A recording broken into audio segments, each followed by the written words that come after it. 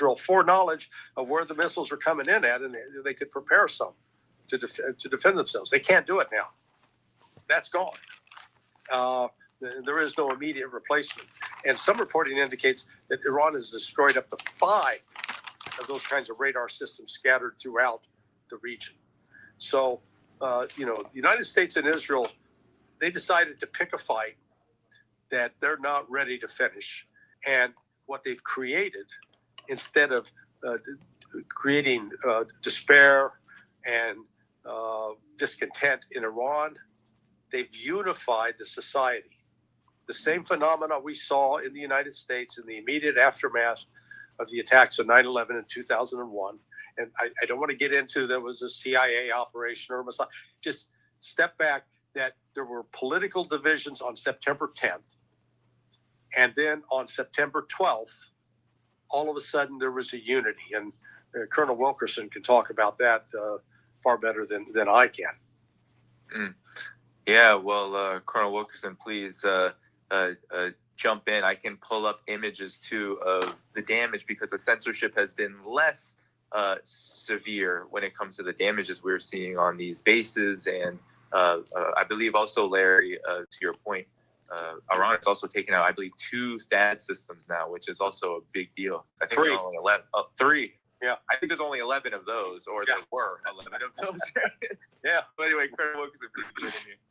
Yeah, it's forcing us to do some other things that are not good for us and not good for our alliances. When you go to the Korean Peninsula and you get some of the things that are there, they are expressly there, supposedly, according to the Koreans and according to Strategic Directive Number 1, to defend Korea. And you start going for another conflict and pulling things off the peninsula to bring them to that conflict, the Koreans begin to have even deeper doubts about whether or not you're there to defend it. So we're doing that sort of thing, too. And as to that pipeline, I can't wait to see. It's not pumping fully yet. And one of the reasons that Saudi Arabia and the Emirates were having problems with Al-Ansar, the Houthis, was that pipeline. Mm-hmm. Lesser reason, but it was a reason. And I could just see the Houthis jumping on that pipeline. It doesn't take much. Doesn't take much at all. One of the problems with pipelines, like the ones that are building all over the world now, is they need peace. Because if you don't have peace, the guerrillas even can come in and disrupt your pipelines. And if they know what they're doing, they can disrupt them majorly so that you can't get to them and use them for months, if not years. We found that out in Syria when Paul Wolfowitz General Franks ordered him from his Deputy Secretary of Defense position. We know that now from principal documents, to bomb a certain head in Syria in order to prevent that pipeline from doing what the Syrians were planning on doing with it. And we then moved in and diverted it to pump oil to Israel, of course. And there's a lot more to that story, but illegal oil, let's face it, sub-cost oil has been going into Israel with us expediting it ever since Mark Rich formed Glencore and started stealing oil out of the UN Oil for Food program and shipping it at discounted prices using this pipeline from time to time, as well as others, into Israel. That's why Bibi Netanyahu, as finance minister, became so politically tenable, because of the job he did as finance minister. Well, he was doing it off illicit oil. And of course, Mark Rich got caught at it and was put in jail. But Bill Clinton, on his way out of the Oval Office, guess what he did? He pardoned him. So this has been going on for a long time with oil. And it's going to be really interesting to see what Russia and China, now with Iran, do for the Houthis to make them even more powerful than they already were. Remember Pete Hegseth's great boast about we will open the Red Sea and everything will be great again? And he failed categorically.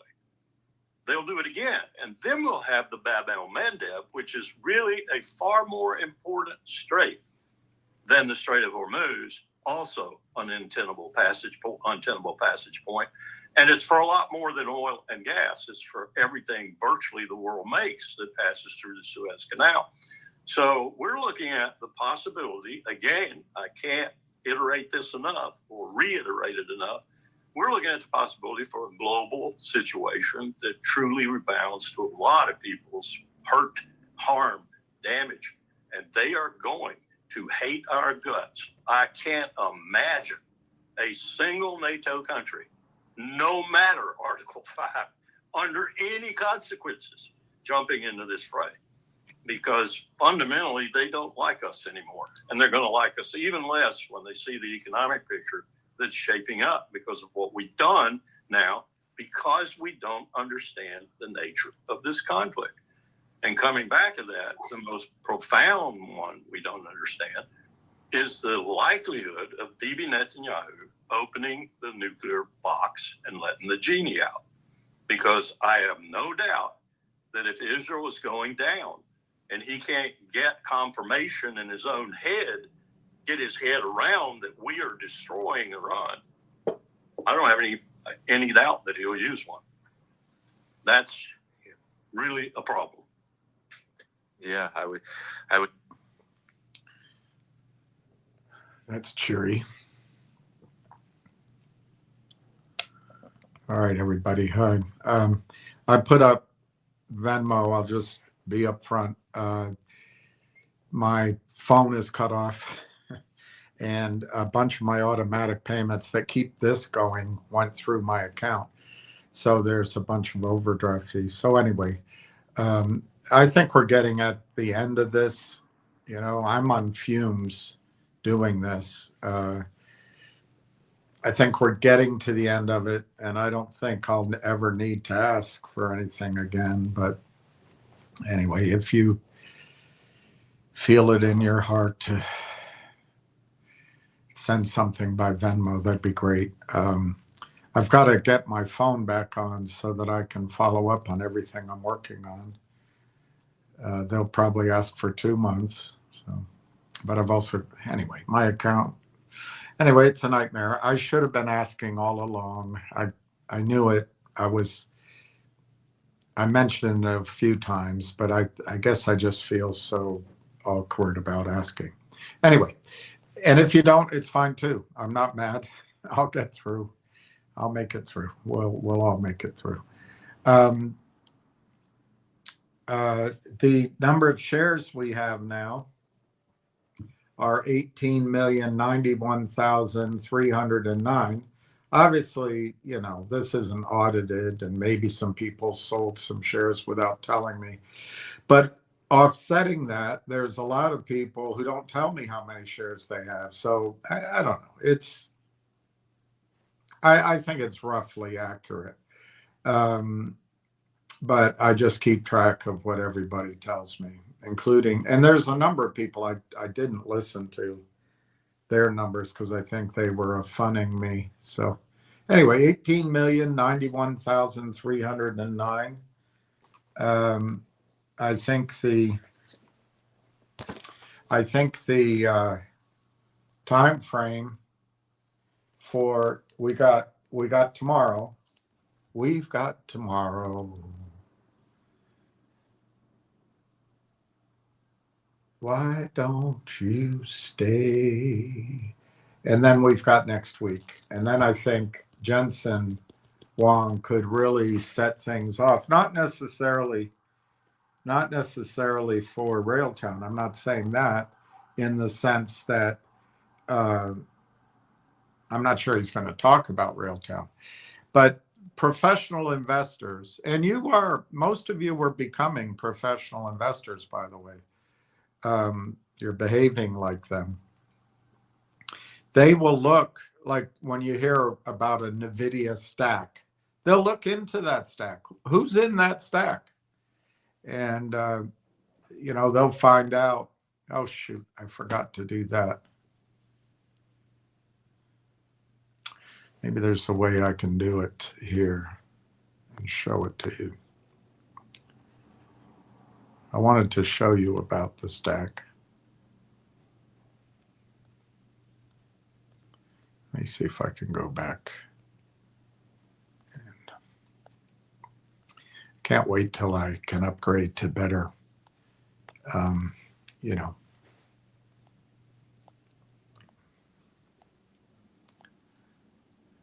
Well, just upgrade to, what is it? OAS, so that I can use better service to show you things and store things and be a little bit more professional. But I just got to go with what I got. Let me show you if I can find it.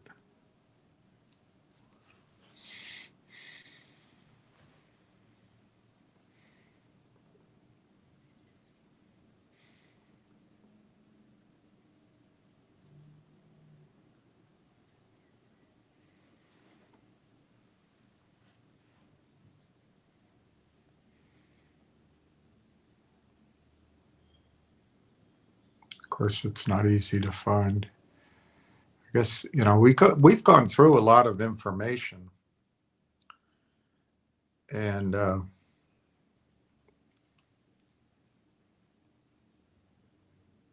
way I have to do it right now is taking pictures of everything. So it's a lot of, okay, here, this might be it. Nope. I thought I talked to him. I thought I talked to him in the holidays. Maybe it was before the holidays.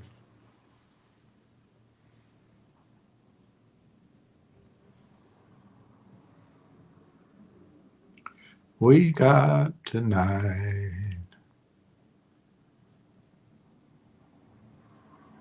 We got tomorrow. Why don't you stay?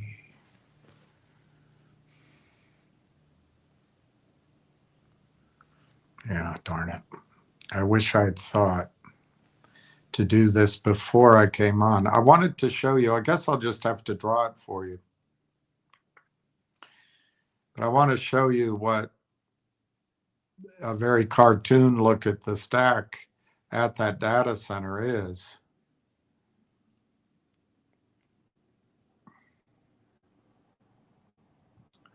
And unfortunately,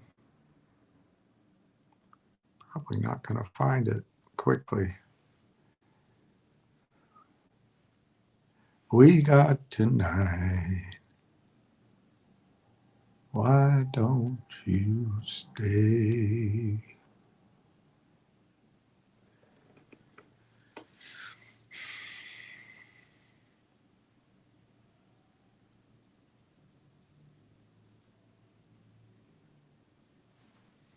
Yeah, maybe it was never, maybe I never had a picture of it. Maybe it's just in my notes. Let me just keep looking.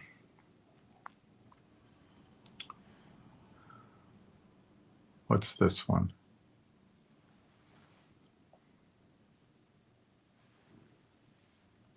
We got tomorrow. Why don't you stay?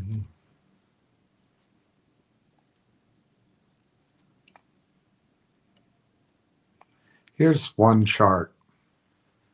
So this, I wish I had downloaded this to show it to you the way I usually do, but I can show it to you and you can see it. So this is one very simplistic look at the stack. Now, I think, for example, that Fire XI adds another layer in there, and on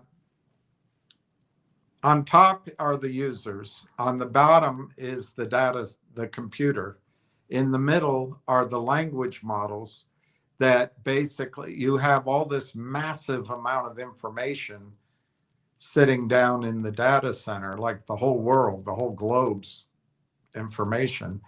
And the language models essentially pick what's important.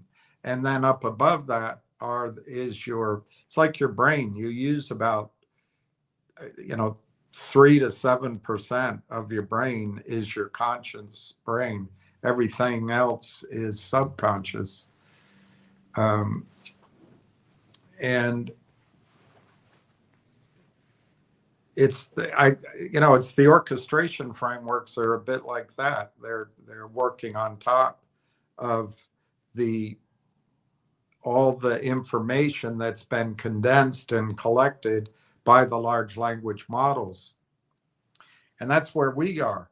But there might be, I don't know where the FireXI goes in. Does it go in before the large language models or contemporaneously with the large language models? Or is it below the orchestration frameworks and we're above it? I don't know. But here's a simple chart. And I hope you can see it. These are the 3 core pillars of building and developing, I guess that says AI. So you have the hyperscalers down below. That's Telus, Bell, AWS, Google Cloud, CoreWeave. I can't quite read what this one is here. Let me look at it. Azure. So that's Microsoft. So those are the hyperscalers down below. Well, we're focused on the sovereign AI factory in Canada, where Nvidia, Telus is the hyperscaler. You see Telus right here, Telus. But Nvidia, as Ham would say, is right there too. Then you have the large language models, and you have OpenAI, Anthropic, or Cohere. OpenAI, Anthropic, or Cohere are the likely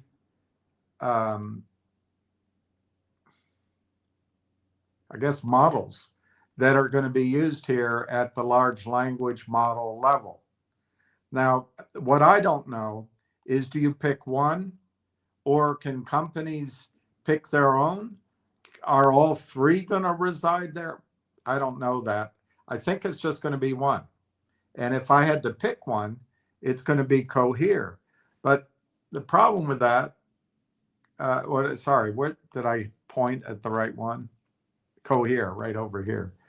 The problem with that is, I think Cohere, I did a Google search, and Cohere looks like they're already signed up with Bell Canada.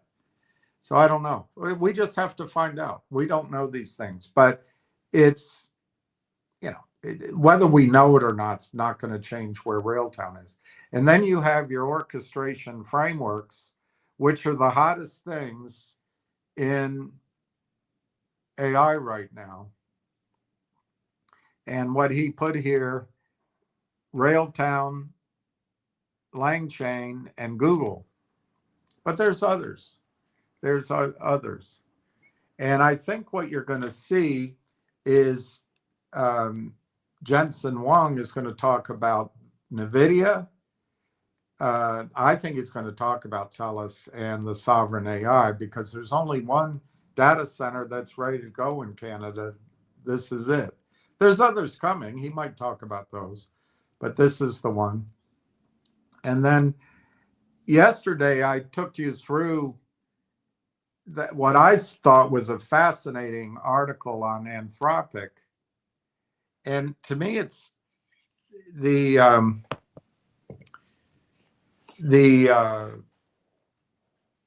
standoff with the Pentagon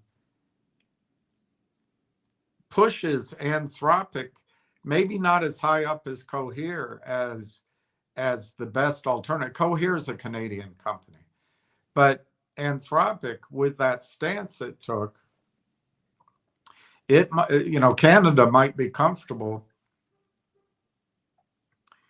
now with Anthropic in that sovereign AI space.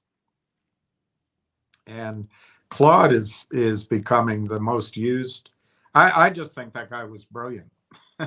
he might have known what was coming, but he was so smart to pick that fight or to stand his ground. Anyway, so I went through Anthropic partly because it could be right there, but I was also trying to get it in your head that I think crypto may fade quite a bit. And I think companies like, and it looks like Anthropic is it. It's going to be the standard. Now, others, once it becomes profitable, there'll always be others. But maybe Anthropic will become, I'm using the word, kind of the Bitcoin versus the Ethereum or some of the others. So it's kind of a warning on the crypto. Although I admit I don't have any, genius knowledge about crypto. I do rue the day I put $75,000 14 years ago, whatever it was, 2011, in a silver company instead of Bitcoin. I was sitting in London listening to Max Kaiser. Bitcoin was under $1.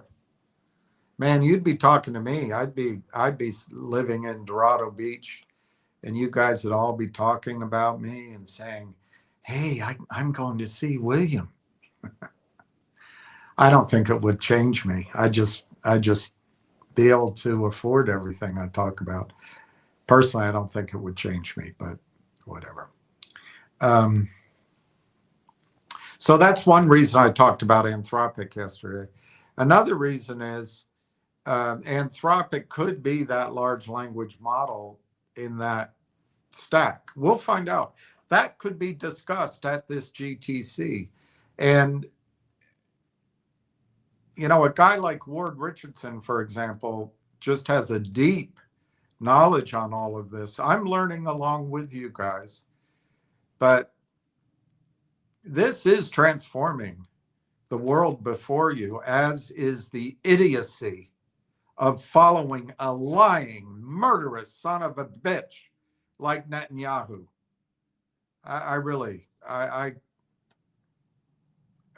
You guys, your life is going to change.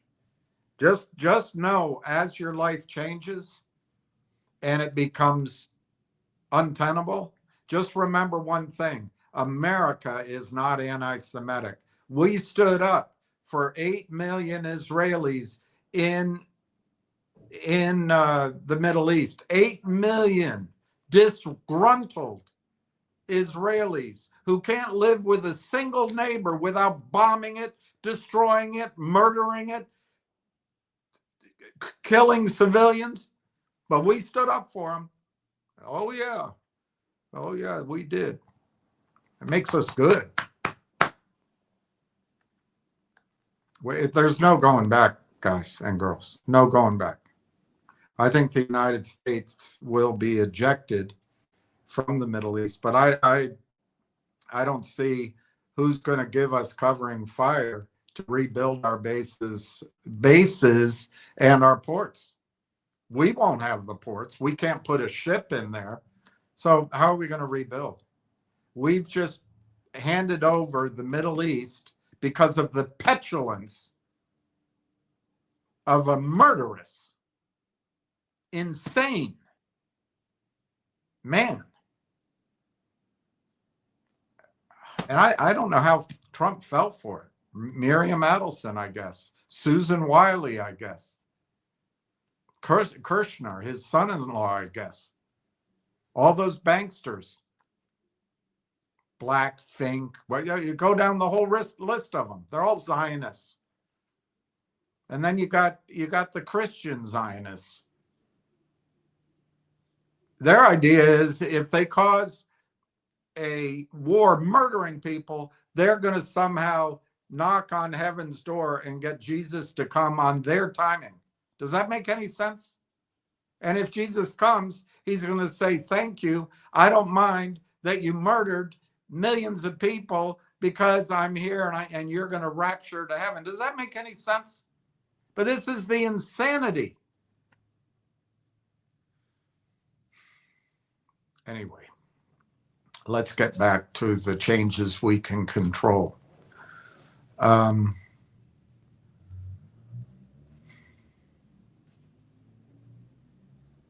Anthropic might be the player. I think OpenAI is going to be absorbed by somebody else.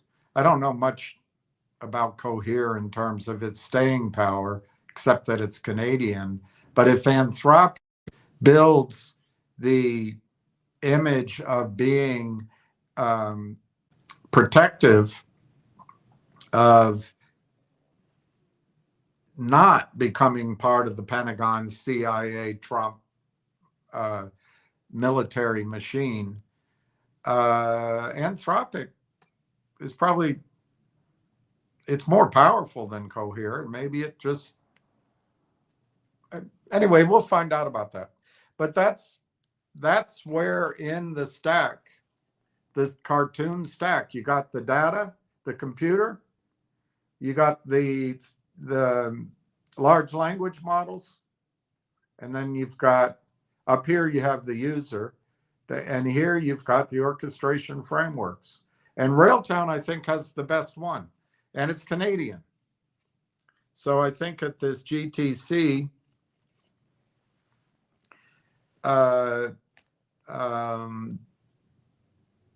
if Nvidia talks about Nvidia and Telus, and maybe Anthropic, I don't know, maybe they talk about that, or Cohere, I don't know, or OpenAI.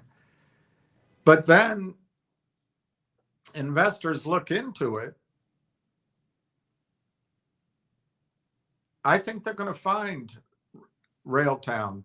And I'm talking institutional investors, pools of money investors. They may find Google, but how are they going to invest in that? They probably already own it. They may find LangChain, which is, I think, at this point in time, an inferior product, but it may get better. But the only way to invest in LangChain would be able to call up the, what is it, IVF and Sequoia and Benchmark, and go in through their funds. But if my opinion, Railtown's the only one on that data center, and the others aren't there. But we'll find out. I think Railtown is the majority of that data center if the others are there. And institutional investors will do their due diligence, and they will not dally in the valley for very long. And after all of that, they might call the company and say, hey, we're big shots. We want to invest directly in the company. But the company doesn't need any money. So they got to buy it in the open market. You got to buy it in the open market. Let's see where the stock is right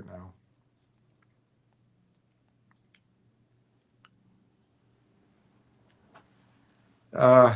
Railtown is down 0.003 at 33.7. So it's essentially 34 cents. Finger is down 4.5 cents at $1.15.5. Help me if you can is up 2 cents at 103. GDC's up 10 cents at 374. Remember, they put out a press release. They're worth $22 a share. Nixie is down 0.0012. Don't take me serious on that. I'm being sarcastic. Nixie is down 0.0012 at 51.88. The markets earlier were way down, and they still are. The Dow is down 1,000 points, which is 2%. NASDAQ is down 253, 1%, and S&P is down 86 at 6,700. I don't know. This war in the Middle East is so stupid There's no way the United States can win anything. There's nothing to gain at all. And you wonder why then did it happen? Well, you can get angry like I do. You can get afraid like I am. Or maybe there's something else going on. I think it's Israel. And Israel's lobby, and Trump is owned by Israeli donors, Israeli bankers, Israeli son-in-law. His aide de camp used to be the right-hand man to Benjamin Netanyahu, Susie Wiley. So that's what I think it is. But it could be something else. It could be that now is the time to fight China and Russia, Iran, Venezuela. If you notice, when Hugo Chavez started talking about taking his gold back and creating a gold-backed, or joining in on a gold-backed OPEC oil-based system, somebody killed him, or he died suddenly. I won't say who. Gaddafi started talking about creating a pan-Arab gold-backed, oil-backed, gold-backed currency, and somebody offed him. I won't say who. Saddam Hussein pushed for selling of oil in gold and in a new currency, but away from the dollar. And somebody decided to go in and get him. And it could just be that the continuation of the Western banking system is dependent on oil being priced in dollars. And the leverage that these cowboys on the trading desks and these handful of white men that run the banks and the big pools of money in New York and in the city of London, and you could maybe add in Tokyo and Geneva, maybe, but Frankfurt, maybe, but it's pretty much the city of London and New York City. Maybe they just said, we're in trouble. We're over leveraged. We need more collateral. We need regime change. We need to bring the Iranian assets. We're bringing the Venezuelan assets onto the Western banking system, which isn't that you go take the assets. You just install someone that borrows money in the Western banking system with the oil as collateral, and then they can leverage that 10 to 1, 100 to 1. And hey, presto, all of a sudden, you buy another 10, 20, 30 years of colonialism and just enriching a very small handful of families, and primarily all white. They have some other characteristics, but we can all agree they're white. But everyone backs them up in the United States. Democrats, Republicans, socialists, capitalists, everyone backs them up because of the money. So that could be it. It could be that a similar explanation could be that all of this is the British Empire, and we're just a tool of powerful banking and wealthy families out of London, and we're doing their bidding. Israel was put in place by the city of London and the British, and maybe it's there to be a disruptor, to cause havoc and wreak havoc, so that we can bribe the wealthy royal families and the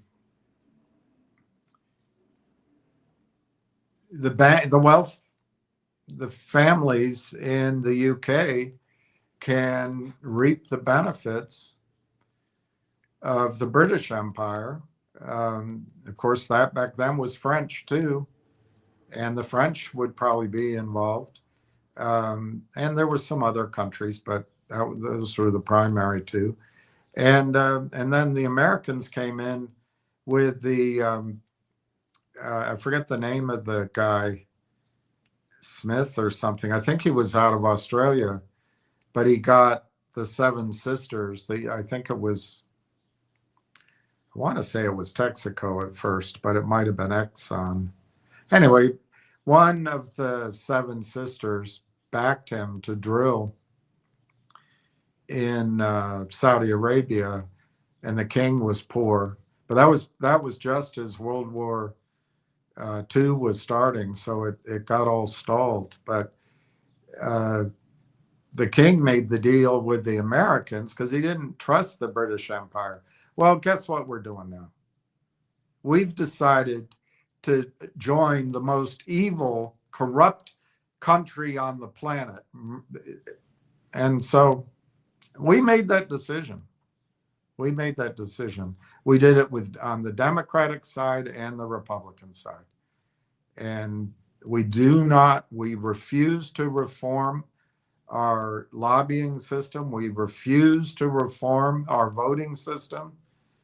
I don't know what to say, but the United States, in my judgment, is going to lose the ability, the agreement with King Ibn Saud to price oil in dollars. If the young king, and I think he's pissed off at us, MBS, if the young king in waiting realizes that we can't protect him and his extended family, just turns to Russia, India, maybe China. I doubt Iran, but war makes strange bedfellows. We did the one thing that would unite Shia and Sunni, and we're doing it. It's so insane. It is beyond any kind of reasonable rationale. You've got the drunk Lindsey Graham happy, the completely idiotic Huckabee, or whatever his name is, the ambassador to Israel. And Trump is just surrounded with Miriam Adelson's lackeys. And I just don't know what you do about it. I guess we just got to ride it out. We just got to witness it. But at least you'll be able to know in the comfort of your new life that the United States is not anti-Semitic. I guess that's how they'll frame it. I would argue we've never been anti-Semitic. Maybe during World War II we were. Maybe that's where our guilt comes from, because we turned away a lot of refugees. I don't know, guys and girls. I don't know what to tell you. I'm sorry. I'll try to move on. Railtown it was green. Now it's red. The volume, let me see the volume on Railtown. 86. I knew he would do it. Trump has replaced Kristi Noem as Homeland Security Secretary.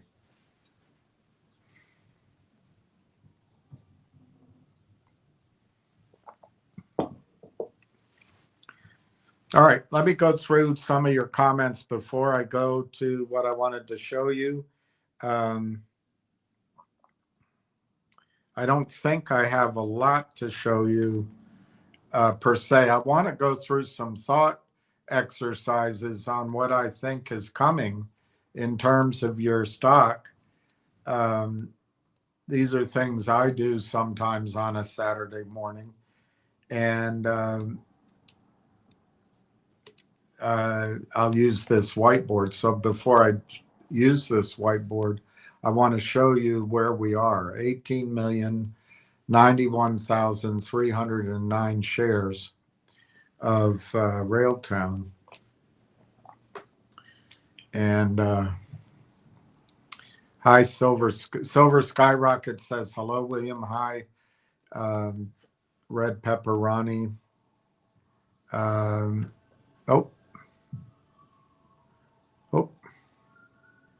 Pat, well, all right, you guys. Good afternoon. Good afternoon, Steve. Hi, Uncle Bill and crew. Hi to you. Silver Skyrocket, great announcement yesterday. I thought so. We'll go over it. I agree with you. Very good announcement, I think. I think what Railtown seems to be doing is we went through these. They put out an announcement that kind of went through 4, 5, or 6 of those previous contract announcements they made. And my reaction is no wonder those deals never made the stock go up. Those were all puffery. I mean, they were good. You had to announce them. But they were MOUs, they expire in 6 months, expire in 12 months, it's not going to do anything. And they didn't do anything. But I think by putting it out and clarifying them where they stand, they didn't say they're dead or anything. I think it cleaned up sort of the lingering questions maybe either investors or regulators might have. And that's a prelude, I think, in my judgment, to number one, institutional buying, and number two, as I'm going to discuss with you, I think somebody's going to try to buy the company. And so I think that cleaning up, that housekeeping is very important. Secondly, they put out the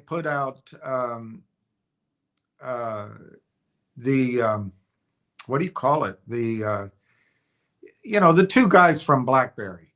They invested, and they put out the breakdown of all those investors, and it said in there, which I showed you, that Canaccord Genuity, I think, received $160,000 in cash and 519,000 warrants. It wasn't a hard trade. They didn't put a lot of hard work into that. But I think I warned you all along, there would have to be some sort of payout to Canaccord Genuity. They signed them up a year ago as an exclusive banker. So I said this already, but I think that could be setting that exclusivity loose. Whatever Canaccord's role is in the future, it may or may not be exclusive. But I would argue that by making that payoff, it opens up Railtown to talking to other bankers, which is a good thing because you've now got the two guys, the Don Fagan and the other Steely Dan fella. Can never.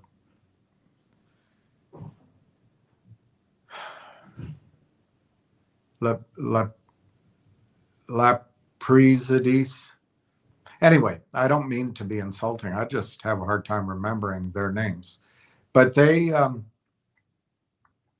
if I heard them, I'd remember them. But it's hard. Anyway, they have a lot of expertise in the financial world, and I would argue that Canaccord Genuity is good, but there may be better bankers out there to deal with. So it opens that up. So again, I think that's cleaning up, getting some housekeeping out of the way, getting ready for some exciting, a whole lot of shaking going on. And then you're right, Red Pepper, the announcement yesterday, building an advisory board. One guy that I respect told me that an investor out of the Caribbean thought, this is a while ago, he may have changed his opinion, but an investor out of the Caribbean thought that the people at AIP, you know, Norbrega, Ruffalo, Core, those guys are the real deal. You know, the IBM guy, they're the real deal. They're really good. They know what they're doing, and that's the real team. But the people at Railtown, they really don't know what they're doing, and they're not very good. And that's the varsity bench. He didn't use those words, but the varsity team is at AIP. The JV team is at Railtown, and hearing it from this guy convinced my friend that it was true. I never felt that way. I thought they both were perhaps from different directions, but both teams were of equal caliber. And I think the genius in the Marwan Haddad and Corey Brandolini side was seeing the future almost in what was coming with AI and AI agents, and recognizing early, both because of their experience in software, they saw an area in SaaS that was not addressed all those years. And so they wanted to address that. But their genius was, well, why don't we do it for what now has become called, I guess, ADKs. The names are evolving because it's a whole new industry. But they said, why don't we get ready for the AI? They didn't call it 2.0. That's Altrua's word. But the AI for everything, the AI for everybody phase, the AI of things, the AI of data centers and the web, the AI of everything. So that would, to me, that's their genius. And they started early. They patented with strong patents. My opinion, reading at just the public stuff out there, they've got a pretty good partnership friend in Microsoft, but and they've clearly done this before. So, and they've got skills, both of them, in software, Corey in investment banking, building companies, selling the companies. So I always thought the team at Railtown is exceptional. You could argue they could use a deeper bench, to use that analogy, but you know what? They accomplished so much without entering into highly toxic, dilutive financing that I think we have to be grateful that they've run the company essentially on a shoestring as it pertains to management and the executive layer. I'm sure they spent on software engineers, but they're in Canada. It doesn't cost as much as Palo Alto. So anyway, I've always thought the Railtown team is really good. And then you've got AIP, which these guys, they're all about investment banking. They're all about being connected in Canada. They're all about technology. And I think their genius, which isn't, on one level, you can say it's not, but genius lots of times is once it's explained to the rest of us, we go, oh, well, that's obvious. But genius is seeing it before it's obvious. And I think their genius, Mike Norbrega, the IBM guy is, I think, an Irish name. Tom, it's not popping in my head. And then Dr. Tom Core and John Ruffalo was recognizing that a company they invested in early on, Constellation Software, had an ideal model, an ideal business model for financing and claiming cash flows of this burgeoning new industry, particularly focusing on Canada, of AI as software, rather than software as a solution, AI as a software solution, however you want to call it. The AI revolution that's going on. So they set up AIP Network Corporation, whatever, I forget the exact name, and they did it early. And I think that's genius too. I don't think it's not the same sort of engineering scientific genius, but it's financing genius. It's seeing the trend genius. And so I think both teams are exceptional. And bringing all of those top guys both onto the advisory board and then making Dr. Tom Core the head of corporate development, I think. All of a sudden, Railtown becomes much more of a real company. It's got some serious heft when it goes in and negotiates particularly with Canadian bankers. So I think it's a great news. And, to the guy out of the Caribbean who apparently, I never talked to him, so I don't know if he actually said it. And to my friend who both heard it and absorbed it, I think if that belief that AIP was the varsity team, and those are my words, and the Railtown was the JV team, well, all of a sudden, why would the varsity team join the JV team, not as the leadership, but as the advisory? One guy, I guess, goes into leadership, unless they thought Railtown was varsity as well. So, maybe one way to look at it is AIP had gone professional and Railtown was still amateur. They were both varsity, but now Railtown's ready to go out in the professional world and make money.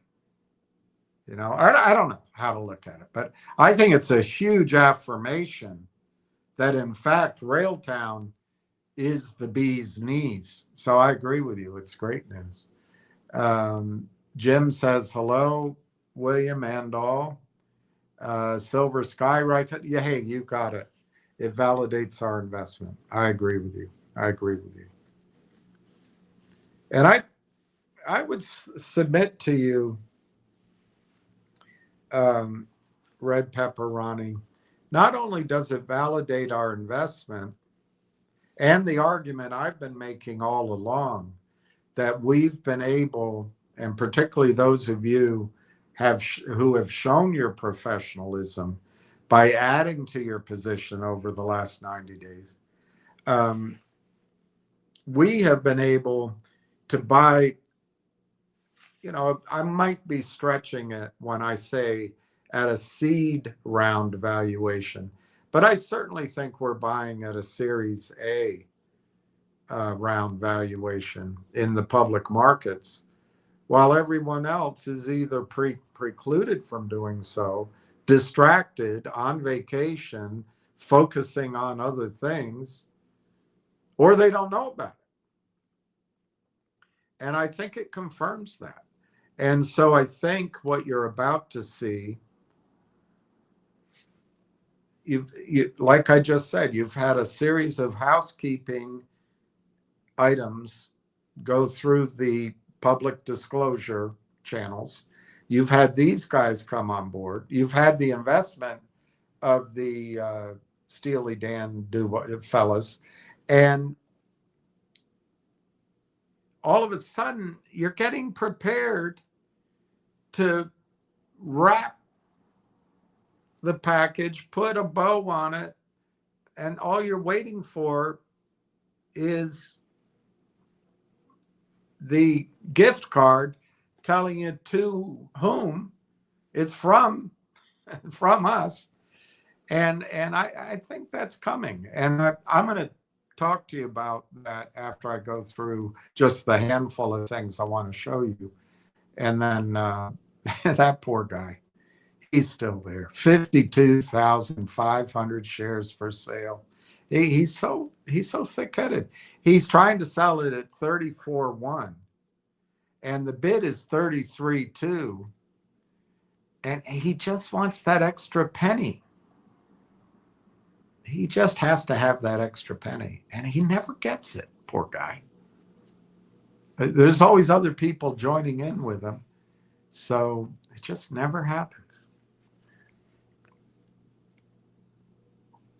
Ricky Brogan, Railtown Technologies announces that John Ruffalo, Michael Norbrega, there it is, Horgan, Patrick Horgan are joining Mike Lazaridis on the Railtown AI Advisory Board. It's awesome. It's awesome. Justin Babish, 2,400 more. I'm writing that down. That's great. You're catching up with Donna.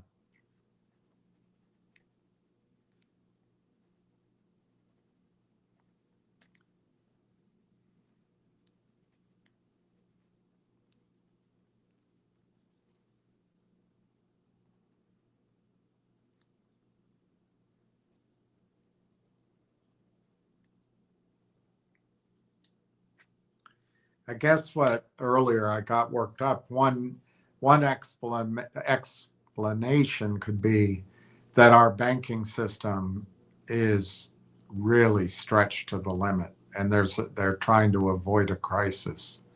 They couldn't get Russia with Ukraine. It looks like they got Venezuela, and probably going to get Cuba. Trump's trying for Canada. Who knows? But I guess that's what, to summarize it. Maybe this is all the explanations are irrelevant. They're so nonsensical. And it just breaks my heart that we killed almost 200 young girls at their school. Just breaks your heart. And then we killed 20 young athletes, female volleyball team. The whole thing. But maybe it is just about the existence of the Western banking system versus the next iteration. I don't know. It is interesting to think about Anthropic having the potentially the claim on 40 trillion in commerce every year, units of you know, money, call it money, by these what are they called? They're called they're not called tokens. They're called anyway, the things that you spend at the data center. My brain is just terrible. It's interesting to think the Western banking system could maintain control of that, and that might replace oil as the backstop for the dollar or for some new, maybe the SDRs. I got to think of that word, those little, when you burn them, when you have AI, your agents burn these little units of these. They're tokens, but I think they're called something else. Anyway, we'll see how it all settles out. Joe Marty, good afternoon, William and RT investors. Unknown, my bank has Zelle. Can you do Zelle? Yeah, Zelle, hell, I've got Zelle.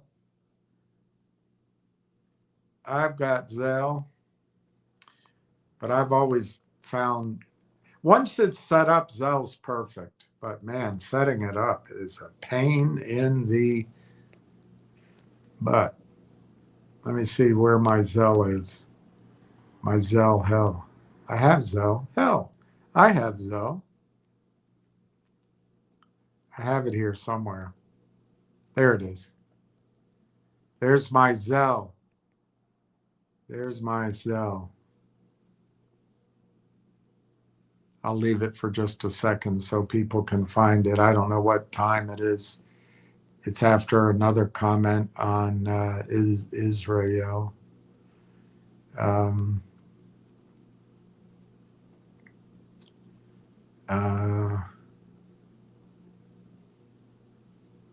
Let me just see if there's any news on the war while you're looking at that, Steve.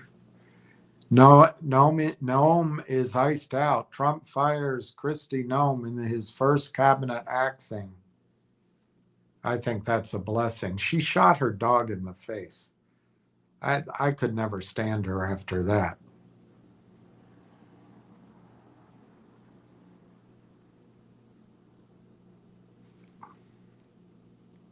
All right, that's enough time with that. One other thing that I might be missing, maybe the United States has new weapons that give Trump great confidence that we don't know about yet. I don't know, like a directed energy weapon or a sonic weapon or I don't know. I just wish there's no good in this. We're not on the side of good. But I guess that's time for me to grow up, huh? Life isn't all about good and anyway. Joe Marty sent me a Venmo. Thank you very much, Joe. Marty Party. At least you'll know I won't go out and party hardy, because I don't join in on that anymore. It's funny how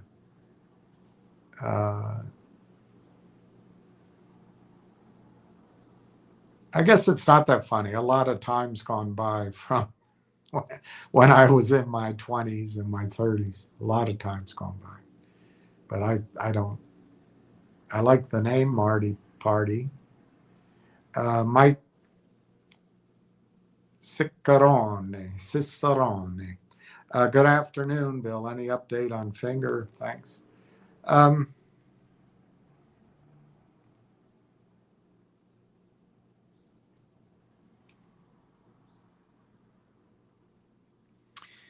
I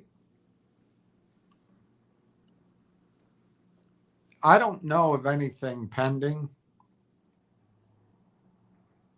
but I've heard in talking to different people that something big is going on.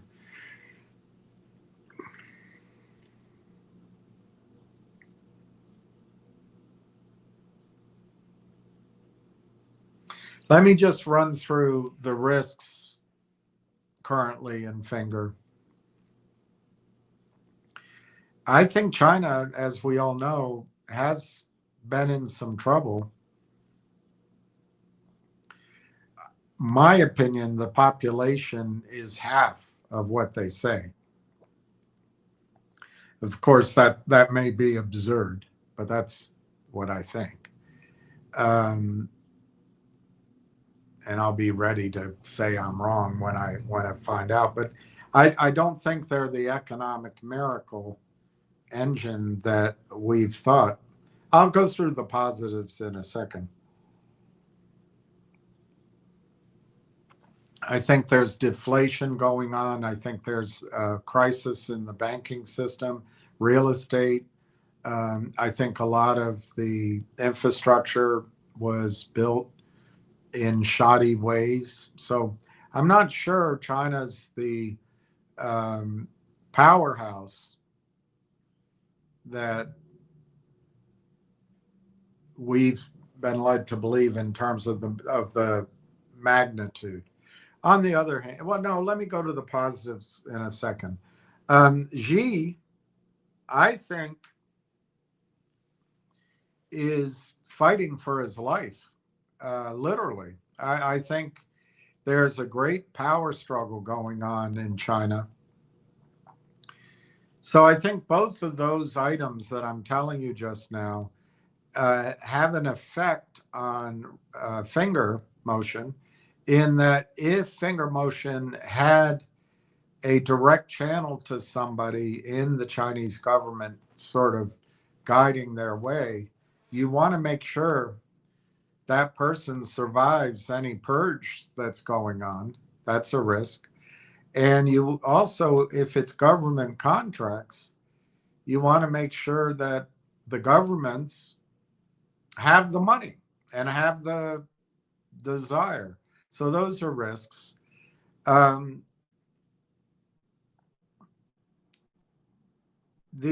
core business of Railtown, of finger motion, basically in broad brush adds up to about 35 million a year in revenue, no profit, burning money, and it's been that way for 3 years.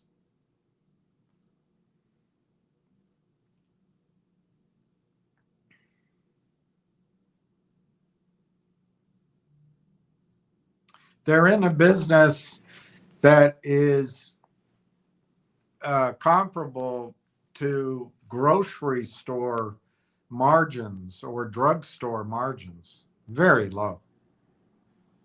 It's a highly competitive business. I think they do have advantages, but it's competitive. And it's put your money up to play. And so they always have a lot of capital at work earning, I don't know, 4 to 8%, maybe a little bit more than that. But that keeps the lights on, keeps the salaries paid, keeps everything going. But it's not very exciting to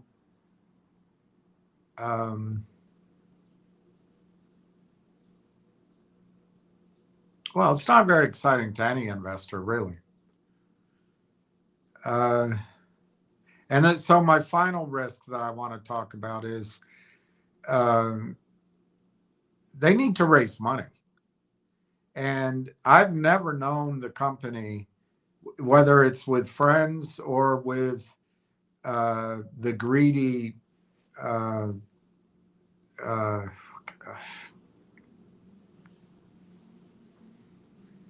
Jeff Easton, I've never known them to raise money above the market. So I think you have to be aware that in all likelihood, Finger Motion is going to raise a slug of money. My guess is they're going to raise $3 to $5 million at some point. And, I got a lot of anger directed my way last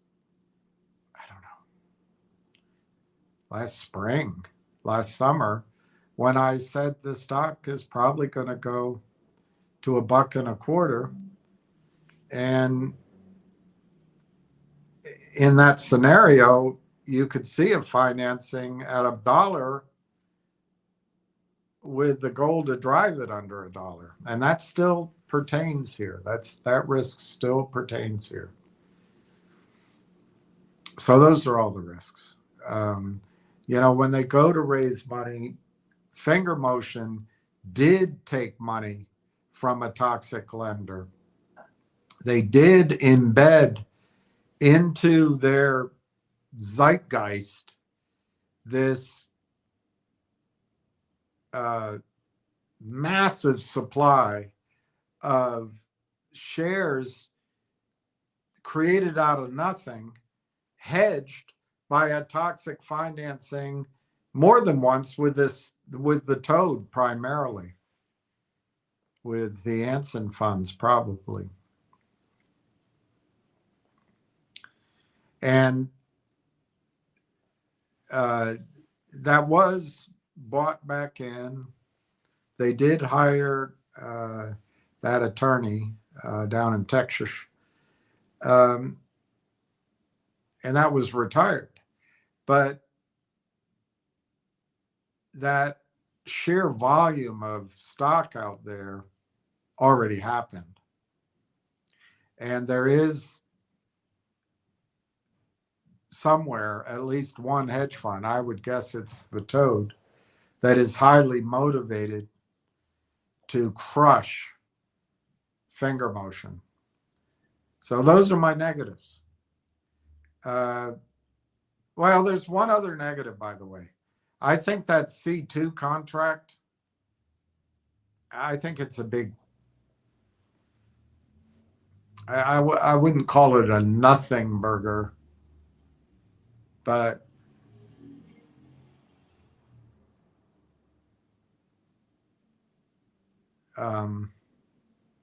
for me, if I were starving and I'm on a road trip and I pull into Wendy's and I order the single cheese burger, I'm starving, and I say no onions, no mayonnaise, and then I pay for it, they give me the bag, and I'm going down the highway eating a few French fries, and I ask for water because there's no reason to drink soft drinks in the world. And then I open the cheeseburger and I bite into it, and it's got onions and mayonnaise, and I can't do it. So all of a sudden the car stinks of it, and I spit it out. I put it in the bag. I don't eat anything. I'm still starving. That's not a nothing burger, but it's very disappointing burger. That C2 contract is a very disappointing burger.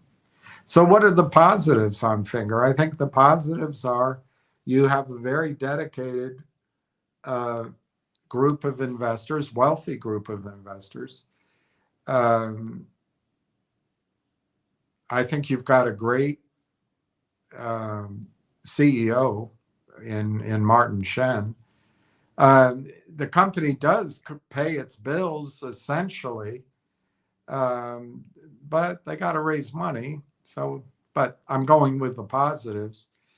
They do have this methodology of bringing in revenue that's safe, quote unquote, repeatable, and it keeps the lights on, which is just top up revenue, which is, it's not exciting revenue, but it keeps everything going.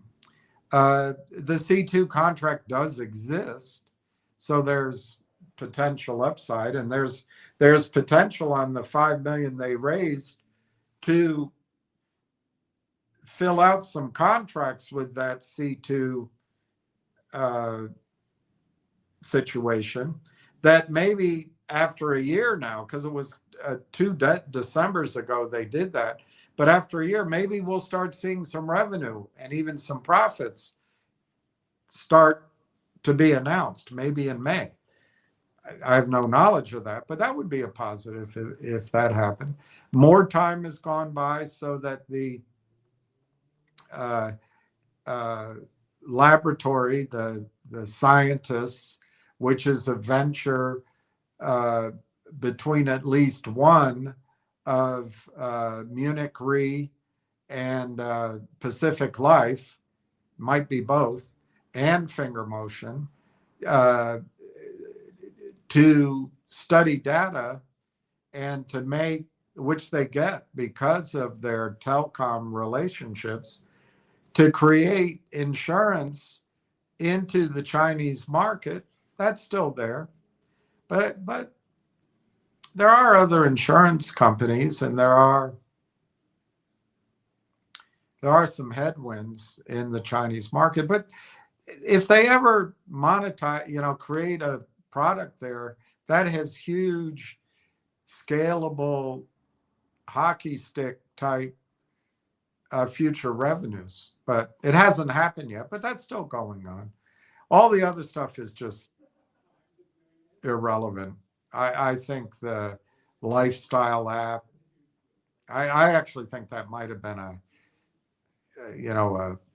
kind of a make good deal, but it doesn't mean anything to investors. And so I'm not going to even go through the other ones. They do have this data, this cloud capacity, and to the extent that they might be able to, because capacity is getting scarce, to the extent that they might be able to make that pay in the AI world, that's some upside. So you could, and then I just hear something big is happening. So you could see something big come along with financing, along with this group of investors, and it got a great CEO, and you could see 3 or 4 pieces put together that make something happen. And of course, you've got the little engine that could. You've got the Energizer Bunny. You've got the Mike Tyson of the stock market. I mean, Ham just never quits. He just keeps working. So you've got that on your side in Finger. And the final thing I would say you have on your side with Finger is every spring. I don't see it yet in the chart, so I'm not ready to call it.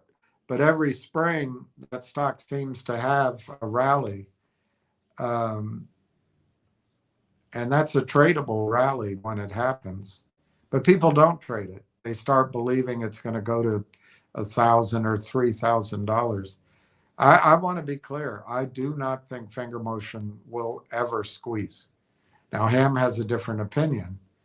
And I think, to quote him, as it was relayed to me, I think he said, "I have my head up my ass."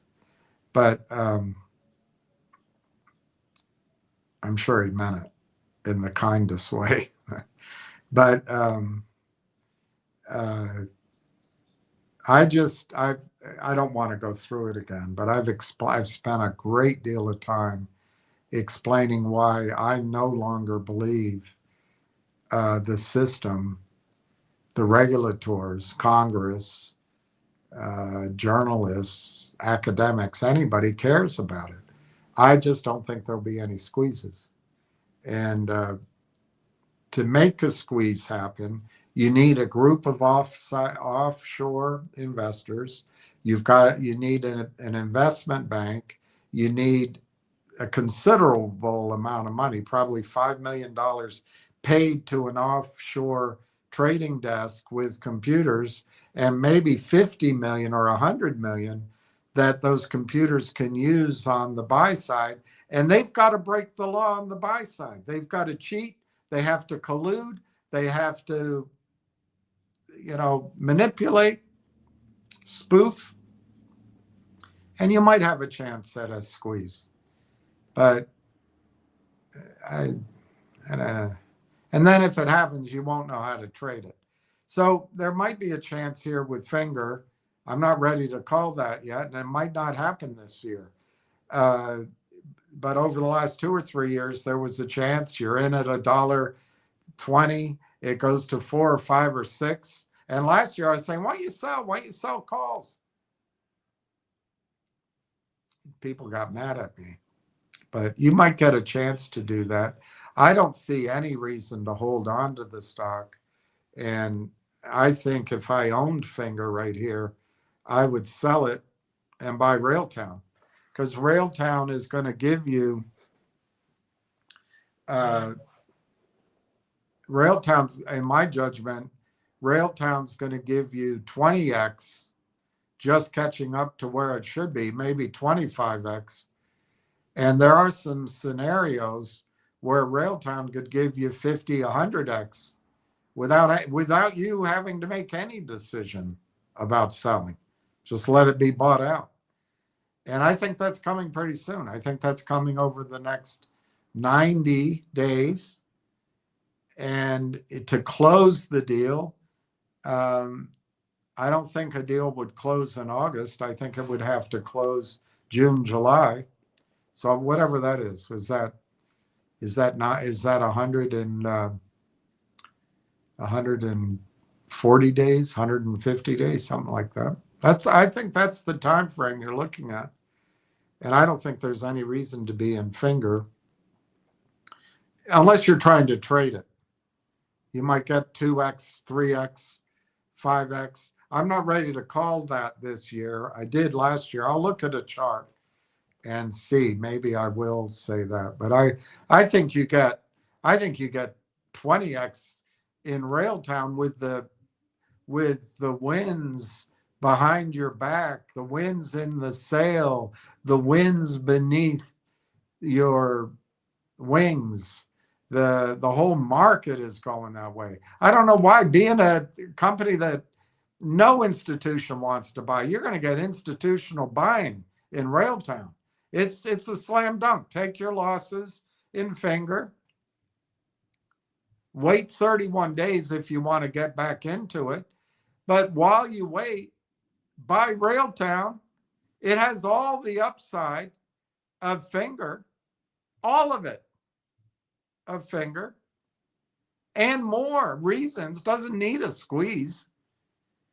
And it could happen. And then you whatever your account is in Finger, say you have, 30,000 shares of Finger or 35,000 shares of Finger, whatever. And you're down $150,000. Sell it. Take your loss. It's about making money. It's not about making money in what you bought. Put that money into, I think that would buy 100,000 shares of Railtown, roughly. Buy 100,000 Railtown. You're down in my example, I don't know what, 100, call it 200,000, call it 250,000 in Finger. Buy Railtown, buy 100,000 shares of Railtown. Take your losses in Finger. Buy Railtown. And then when Railtown goes just to where Langchain is today, you'll have a $600,000 account, give or take, 500, 700,000. I don't think you should sell. But right at that point, you could borrow a little. I wouldn't do it at $5, but you could sell a little bit. I wouldn't recommend it. But your account maybe is worth 600,000. To go back into Finger at $1, 600,000, you take less than 10% of your new account. Take 5% of your new account and go back and buy Finger if you're so addicted to it. And you still have all this equity you created because you're not being stubborn that I've got to make it back in Finger. Take your losses in Finger. And then probably when you get out of Finger, it'll double. That's just how it always is. But Railtown is going to go from 35 cents to $7, $7.50. That's 20x. And you don't have to pay attention to it. You don't have to worry that it's going to sell back down. It's not going to go up on hype. So anyway, that's what I would do. I'm not, you got to make your own decision, but that's what I would do. I would take, you're in such a beautiful position. I can't believe you have the choice. You can still buy Railtown cheaper than a very good, well, historically, a very good friend of mine bought it for over a year ago. That I bought it over a year ago. I paid 38 or 39 cents in November or October, more than 2024.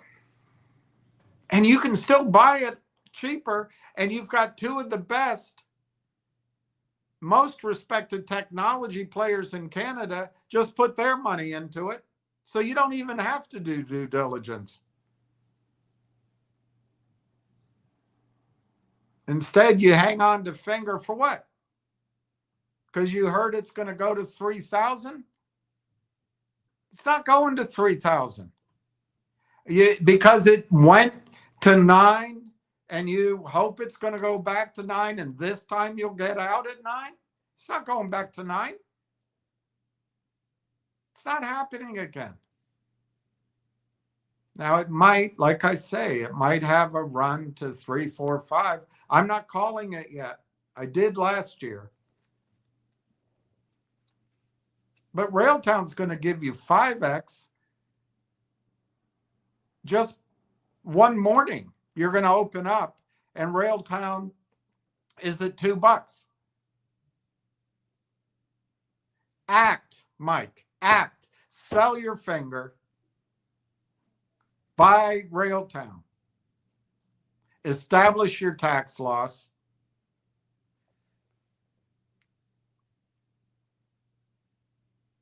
Listen to him on Finger. He's still going to want you to buy Finger in 90 days, in 150 days. But in that time frame, 90 days to 2 quarters by September. By September. During September. Let me say instead, by October. There, I think, is an excellent chance that Railtown will be done and dusted, bought and busted. And you'll end up with shares of Microsoft or Telus in your account. And you'll be feeling so good about yourself. You can then trade, and you should, like Ham's HLP. That's probably going to make you some money. I don't have any money, but I also right now think Railtown is really funky town. It's the place it's the track to be on. It's Soul Train. But let Railtown create an account for you. You own 100,000 of Railtown. My prediction I'm about to go through, and you, if you aren't mad at me, I'll show you what I'm thinking. But I think Railtown has an excellent chance, if you have 100,000 shares, of giving you $2 or $2.5 million before the end of this year in an account that you're not paying taxes on, but all of a sudden you have Microsoft stock. I don't think Finger's going to do that for you. And you'll always have a chance to come back and buy Finger and have fun in that trade again. Ham's not going anywhere. But you gotta learn to be like this woman. I'm not going to say her name, but she's a professional trader. She's on Ham stories like bees on honey, but she doesn't buy Ham stories because she thinks they're going to 1,000. She buys them because she knows Ham is going to do a lot of hard ass work. And eventually the crowd is full of energy. And really, it's just as simple as it goes from fear to boredom to greed, and it runs up. She gets out. She lets Ham pump while she dumps. She's not doing anything illegal, but she's just using the wisdom that she has from markets over time. Let Ham pump. Ham's not pumping and dumping. He's pumping because he believes it's like Don Quixote. He thinks tilting at windmills is going to have a result. And God bless him, he works hard. And I've tried to help, but I just don't see short squeezes coming that way. I will keep fighting against the criminals. I will keep doing it. My solution to the hell people in MMTLP and all these other stocks went through, and I only have a very small audience, is we can make our losses back and maybe get in the green, and do not treat Railtown like a Tony or a Frank or a Dan type hot stock. Do not treat it that way. Just hold it. I think you can make all your losses back, get paid for your losses by many multiples in the green. And once you're there, we can have Busy Brands or Ham or Anna Queen of Trades or Junk Savvy or any of these people create, or I'll do it. We'll create here, you'll do it. We'll create here a lobby in DC to fight for investors' rights, but we'll have money. We'll have money to fund it. We won't be victims anymore. So anyway, I got to move on.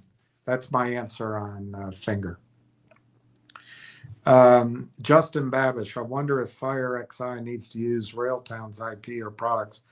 FireXI, or whatever it's called, is already part of Telus. Sorry, now I'm forgetting.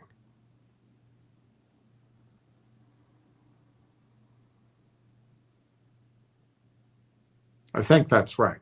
I don't think it's part of Nvidia.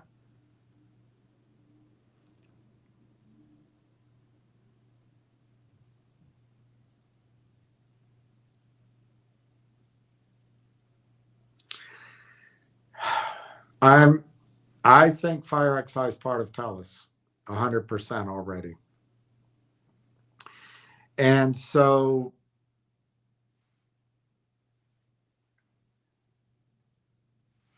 I think the answer to your question is yes, but I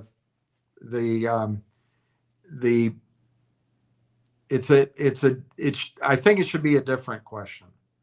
I think FireXI is part of the Telus solution that Telus is offering to users. And I think Railtown is critical at the top of that solution.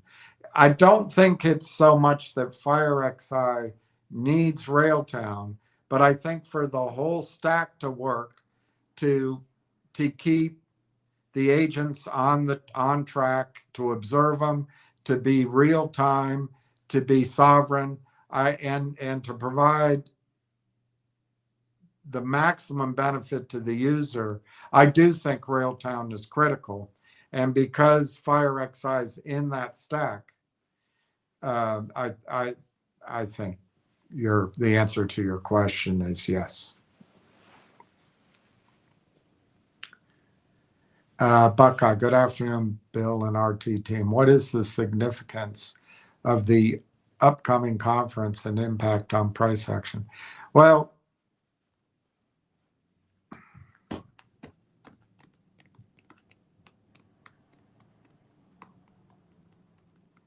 on its own, I don't think the conference has any impact on the price action of Railtown.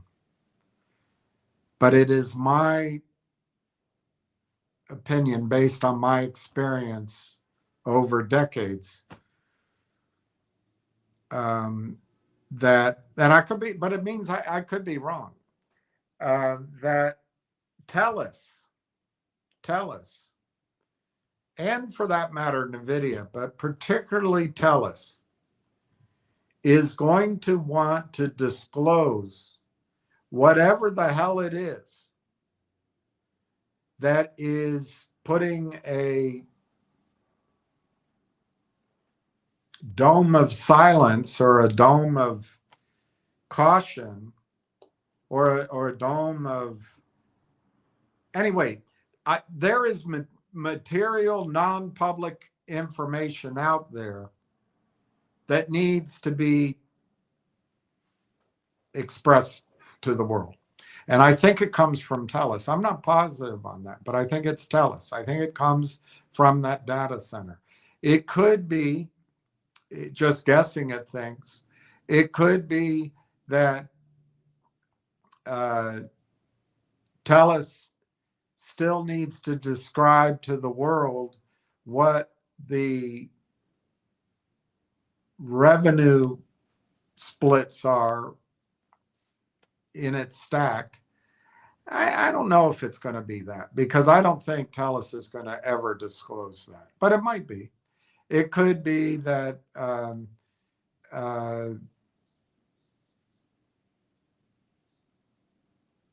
Telus, this is what I think it is. I think Telus, that data center is up and running. It's open, but I think it's like that fancy restaurant that opened in the nice part of your town. Well, it took a few months. It was built and renovated, and they did the hiring and they did the training, and they brought in the wine cooler, and they brought in maybe they have a sous chef, and they might have a sushi chef and a open fire pizza flame, whatever it's set up for. So it took a while to get it all up and running, make sure it works, get the systems going. I think that's what's been going on at Telus, the Rimouski data center. And then what a restaurant would do is, for about 2 weeks, 3 weeks, maybe 4 weeks even, they have a bunch of dry runs. They have free dinners and free drinks. You invite people, and it tests everything: the waiters and the bartenders and the busboys and the cooks and the dishwashers and the delivery and it makes sure and the maitre d', and it makes sure everything works. That's my opinion of what we're waiting for. I think in the case of the restaurant, you do that, and once it's ready to go, then you do the full on. You put Phyllis Richmond's uh, reviews in all the Sunday newspapers. You start advertising the restaurant. You start putting the lights on, and you put it on the radio. You put it in the magazines, and you start saying we're ready for business. This is my opinion of what Telus has been doing. I think Telus has been running that data center. They have Accenture, I think, some science company, and uh, some other company that are there that you see in the news stories. But it's not really going full bore. So I think what Telus, this is my opinion, I think Telus is going to announce that data center is open for business, come one, come all. That's what I think we're waiting on. And in that scenario, Railtown was announced, Rail Engine was announced in February, and we're waiting on the March 30-day update. But it was announced that Rail Engine finished its development at the end of January. So one thing Telus might be waiting on is for Rail Engine to be installed and tested at that Wimuski, where's your moose ski? Where does your moose ski data center? So putting all that together, the significance that I see, Telus is a presenter at the Nvidia conference. Nvidia is a presenter at the Nvidia conference. There's increased competition for sovereignty. South Korea, Canada, Europe, the Middle. You think the Middle East wants to buy a Microsoft data center now?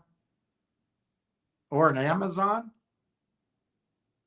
That guy's run by the CIA. No, there's going to be an increased focus on sovereign data centers protected from the United States government and the United States military, from Trump, from Israel. We are going to be anathema. We are going to be pariahs worldwide. And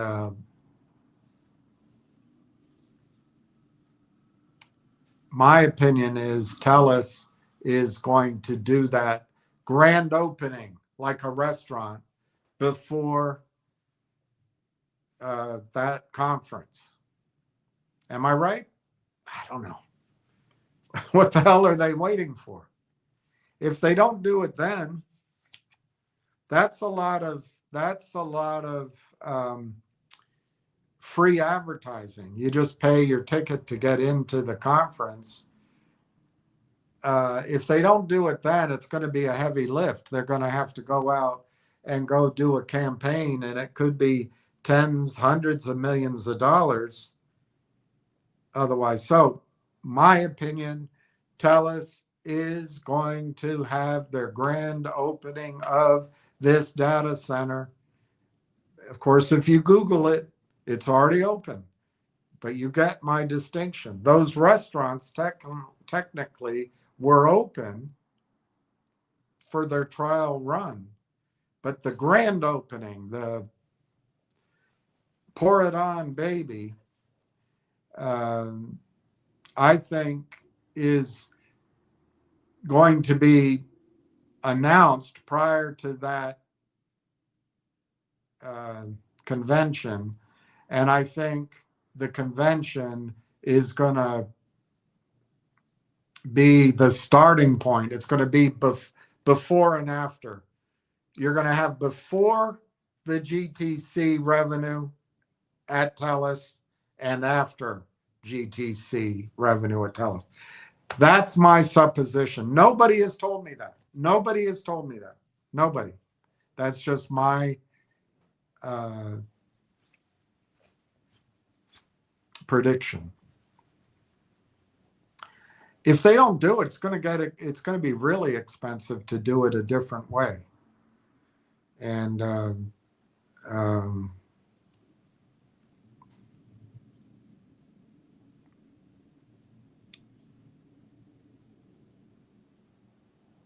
also, the first quarter will go by with absolutely no progress. So I just don't see it. That's why I think that conference matters. What does it do anything directly to the price right away? I would guess probably not on its own. But once that material non-public information cloud moves on and the sunny skies are there, I think, and people start talking, I think professional investors will start examining, well, what is this Telus stack? Is it Anthropic? Is it Cohere? Is it both? Is it LangChain? Is it Railtown? What's at the bottom? It's Nvidia. Oh, it's the best Nvidia. Well, that's great. It's HPE. I love it. It's green energy. Oh, it's a third of the cost of other energy. Wow. And it's Canadian. I mean, wouldn't it be something if there's some sort of bonus like tax benefits in Canada to use it? I don't know. We'll find out. We'll find out. Those are the reasons. Those are my reasons. Thank you, Steve Zels. Thank you very much. Thank you for all you do. Thank you very much. Someday I'll make it up to you and everybody who's contributed. Telus Fuel XI is their own software, not Fire XI. Fuel IX, okay. Fuel IX. Wouldn't it be great if I knew what I was talking about? All right, let me see if I can move on to, it's 321. Railtown is down almost a penny at 33.21. Finger is up 2 cents at 122. HLP, which overall is down, it looks flat right now at 101. GDC is up 18 cents at 382. Nixie is up a penny at 52.93. The Dow is making a little bit of a comeback. NASDAQ has made a comeback. S&P about where it is. They're all in the red. Oil prices are, I think, at $81 a barrel. No, $80 a barrel. So, the oil market's telling you we're going to be okay. Saudi oil can come out from the other side of the country. So as long as Iran doesn't blow up those pipelines, I guess that's good. But I don't know how natural gas is going to come out of, LNG is going to come out of Qatar. And I think they supplied something like 20% of the world's natural gas. It's some big number.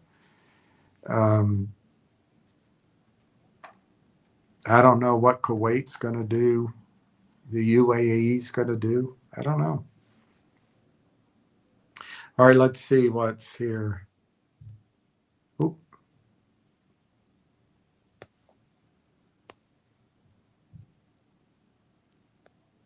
Now I forget what I put up here.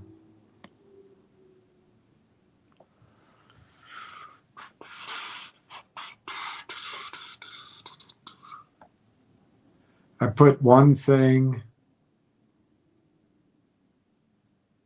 I think I put one thing, maybe more than one thing from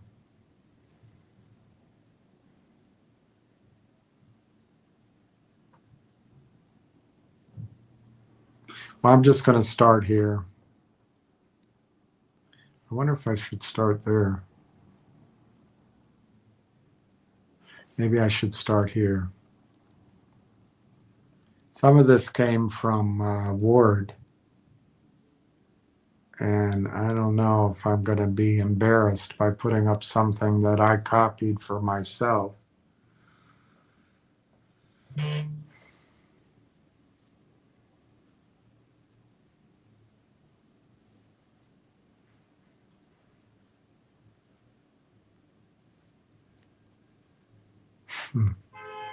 Just take a chance. Take a chance. Take a chance on me. All right, let's see what this says. Whew. All right, so it's not something personal. AST SpaceMobile provides business update. AST SpaceMobile, the company building the first and only space-based cellular broadband network accessible directly by everyday smartphones and designed for both commercial and government application, is providing its business update. And I don't want to get buried because I'm going to run out of time. I don't want, you can look this up. But the key is they've agreed a deal with Telus. So it's 70 million. They're making money. It's the real deal. Fourth quarter revenue, 54 million. But again, I don't have time to go in that whole story. So then we come here. And this is Ward sent this to me. I understand Telus Corporation just partnered. And the answer is yes, this is very fresh news. Announced today. Here's the rundown. Telus and AST SpaceMobile signed a commercial agreement to bring space-based cellular broadband service to previously unreached areas across Canada. What makes it notable? Telus is taking an equity stake. Telus will invest in ground-based satellite infrastructure and become a shareholder of AST SpaceMobile. The thing that this points out to me is Telus is really putting in an all-in on AI, the future. Though the company did not specify the total investment. For consumers, Telus consumers will be able to send texts, make calls, and use data in Canada's remote locations. Remember, they're always thinking of public service, whether hiking or working at a remote job site or lake, using I think it's also for the indigenous population, using their existing smartphones with no special equipment needed. Telus rivals Rogers and Bell Canada both announced similar satellite deals, but without an equity stake. Rogers has partnered with Starlink and is already active, while Bell, same company, expects to launch this year. So AST SpaceMobile's momentum, they've raised $3.5 billion in capital, and they have 70 million in revenues. But the headline here is the equity stake. It signals Telus is betting on AST SpaceMobile's model long term, not just buying access to the service.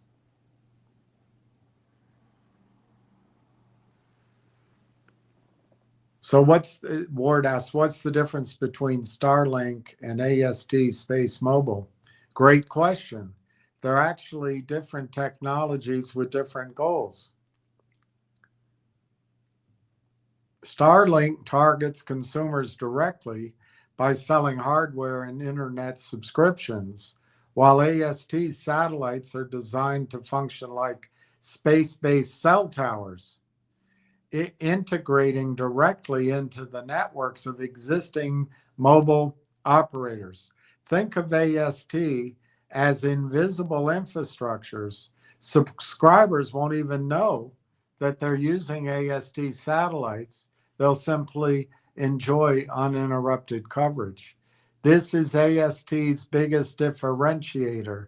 When a smartphone is turned on, it automatically scans for the nearest AST SpaceMobile satellite and connects directly to it. The satellites are designed to mimic terrestrial cell towers, allowing smartphones to tap into the same frequency bands. Starlink, by contrast, traditionally requires a dish and dedicated hardware. You're right to flag Starlink's connection quality. Starlink's direct-to-cell service currently can only manage simple SMS text messages to users in remote areas, whereas AST has already demonstrated full voice and data. Importantly, AST claims its connections work under trees and even with the birds and the bees inside of buildings, while Starlink depends on true line of sight for any connection.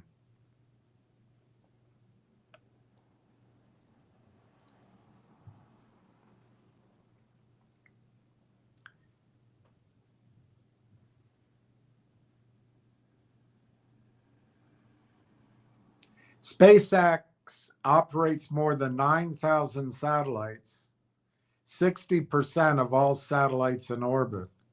But AST's Bluebirds, if you were a bluebird, have much larger antennas, and each AST satellite has around 100 times the bandwidth and capacity of a Starlink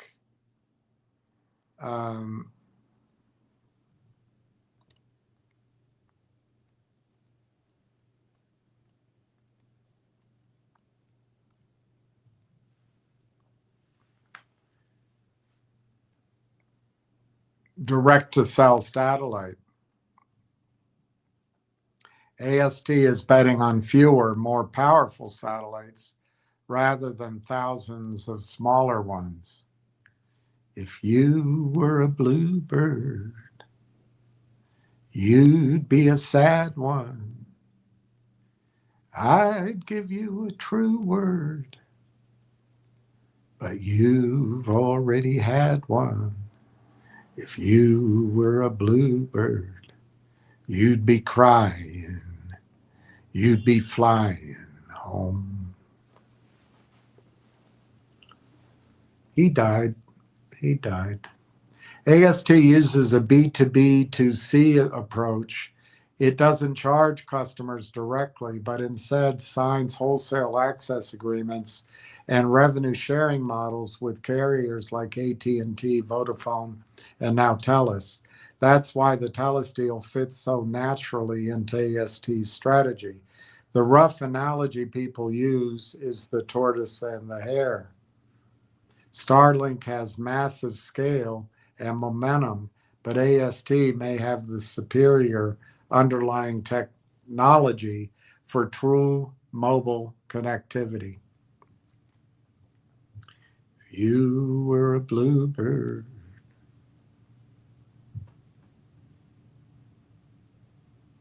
Did I already read that? Yeah, I already read that one.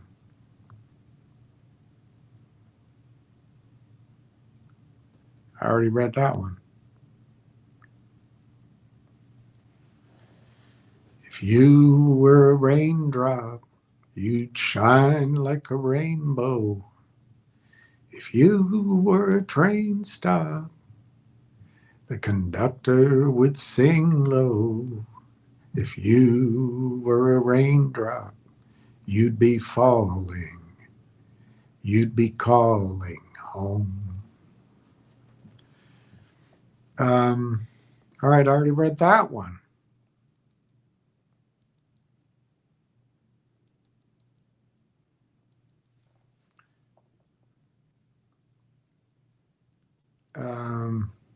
Starlink, currently, native voice calls are still in development. However, it is possible to make voice and video calls through WhatsApp, which is supported.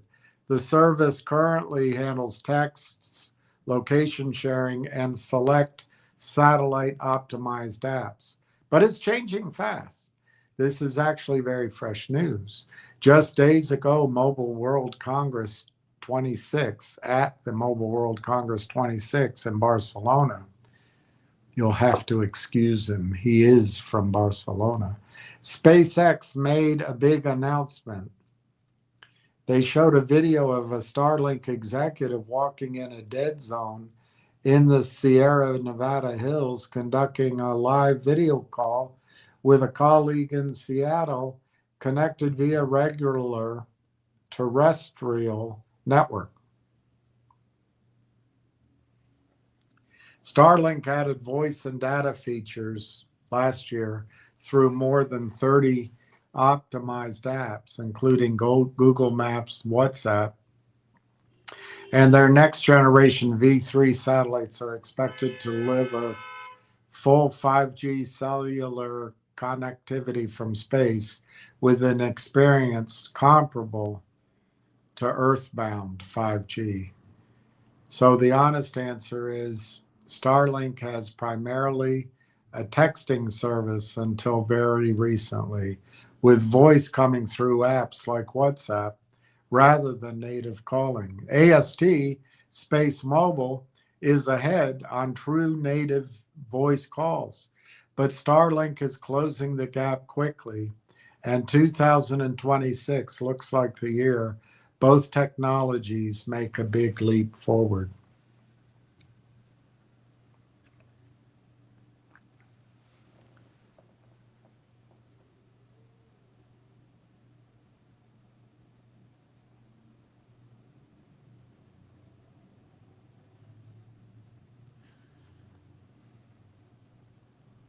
So anyway, this up here just points out that it sounds like the Starlink isn't as great, and the AST just gives more power to your phone. But down here, with Railtown running on Telus, what's going on? Great question. And this is where it gets really interesting, because Railtown AI already has a deep relationship with Telus. So today's AST SpaceMobile news is actually quite meaningful for Railtown.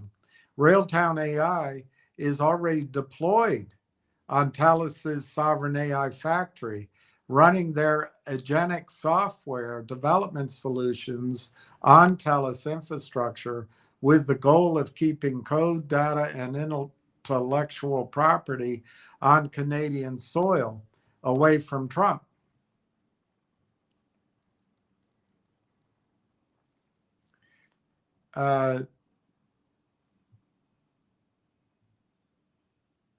Most recently, Railtown launched their Rail Engine platform, powered by Telus's sovereign GPU infrastructure, giving over 180 AI solution provider affiliates access to their tools to build and deploy production-ready AI agents across industries. So how does the AST SpaceMobile deal affect Railtown? Think of it this way. Telus is eventually building out two complementary layers. One, the connectivity layer, AST SpaceMobile bringing broadband to every remote corner of Canada. And two, the AI compute layer, Railtown running AI agents on Telus sovereign infrastructure. So one's about connectivity and one is about running agents on the computer. A stronger, more expansive Telus network means Railtown's AI tools and agents become accessible to Eskimos in the Northwest Territories watching I Love Lucy reruns in teepees. No, a stronger, more expansive Telus network means Railtown's AI tools and agents become accessible to customers and developers in places that previously had no reliable connectivity. Remote enterprises, government operations, and industrial sites in Canada's north could now realistically deploy Railtown's AI agents. It's essentially Telus becoming a more powerful platform for everything running on top of it. And Railtown is already embedded in that platform. Worth keeping an eye on.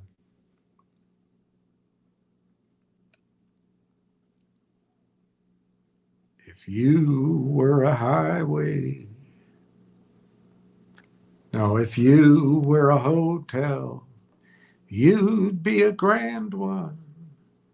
But if you hit a slow spell, do you think you could stand one? If you were a hotel, I'd lean on your doorbell.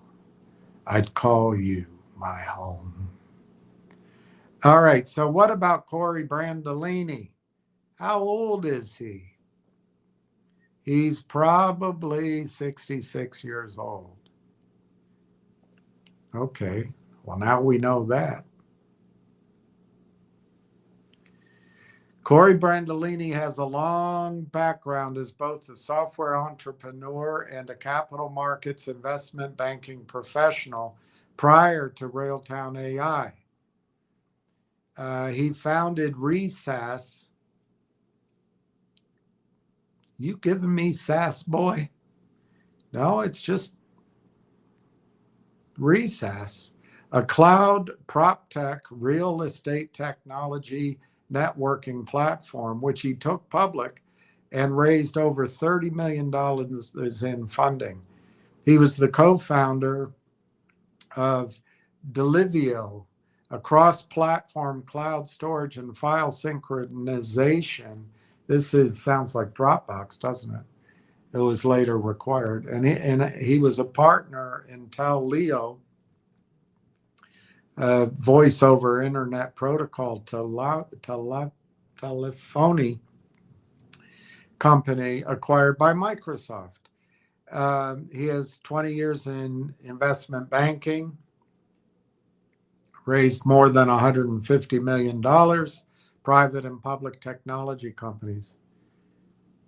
I could make my numbers look bigger than that, but it doesn't matter how big. It's very impressive, and it's a bunch of time.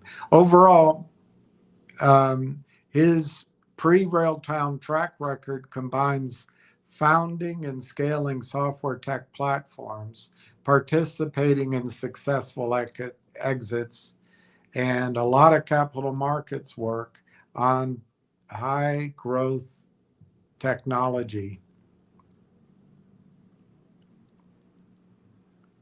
If I was a highway, I'd stretch alongside you.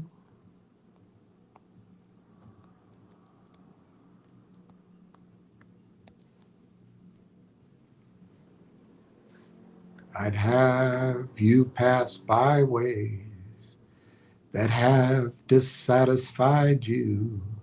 If I was a highway, I'd be stretching. I'd be fetching you home. All right. Now I want to talk about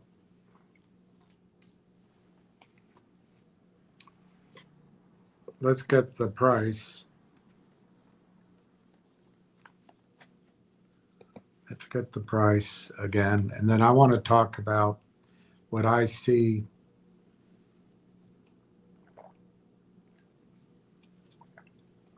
This is what I see as happening over the next 2 quarters.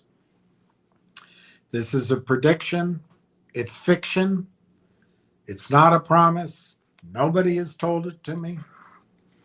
But this is what I think is going to happen. We know that there's 220. Let's get the price before I go on and on and on and on and on and on and on. The Railtown is down almost a penny at 33.21. I'm not going to give you the other ones. They're all the same. The bid is 33.45 by 34.8. Last close 34 cents. It's 117,800 shares volume. We know that there's 227,000 shares fully diluted. We got that data yesterday.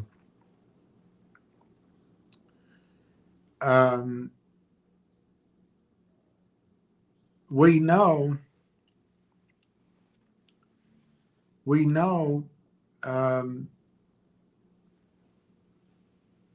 let me just I'm going to go get this pad of paper. We know that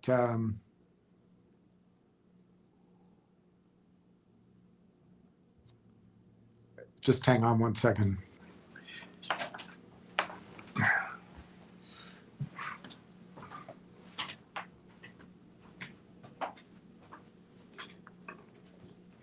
If you were a bluebird.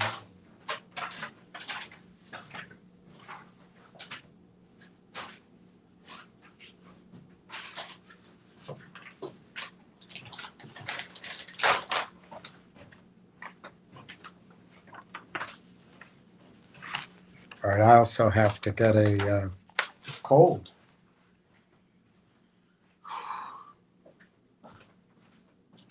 It is cold.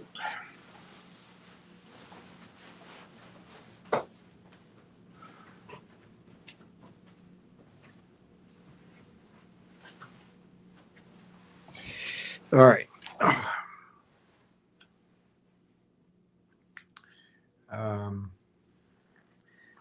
So we know that. What else do we know? I think we know that the AIP group, which obviously is working very closely with Railtown, I think we know that over the next 2 years, they're going to transfer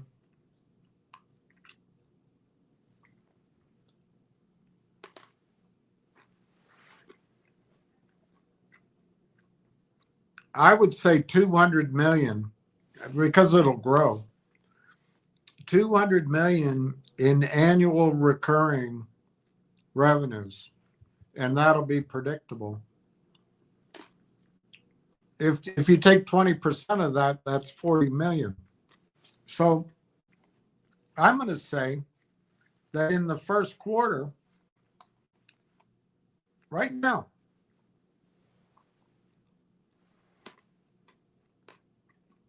basically starting from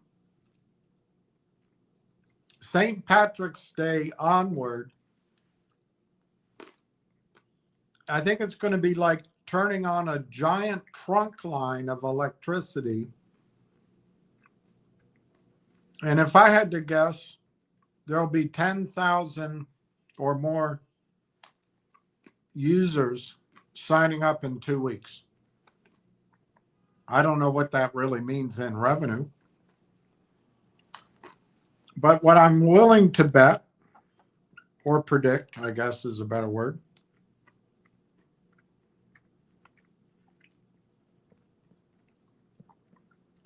is that analysts watching it will be able to project an annual run rate of revenue, recurring revenue, attributable to AIP of $10 million. I'm talking about this month, when by the end of this month. And I think from the campaign or whatever they do that Telus does, I think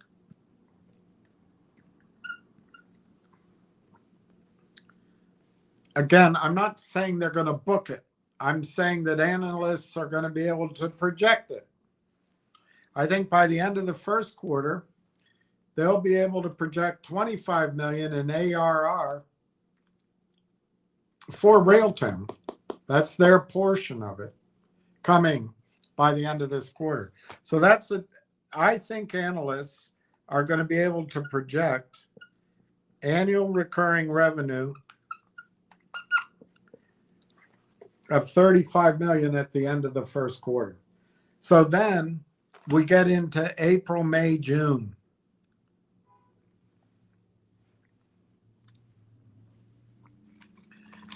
And I believe that's going to ramp.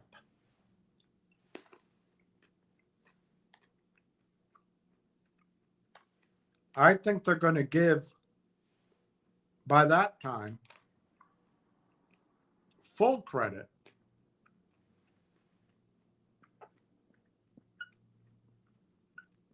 and again, I'm talking about analysts projecting for 2008, 2007. But I think by then they'll give AIP 40 million.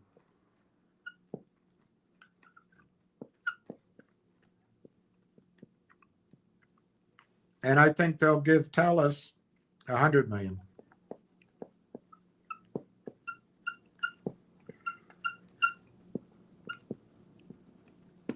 So I think analysts, by the time Q2 ends, I think analysts will be talking about 140 million in ARR for Railtown.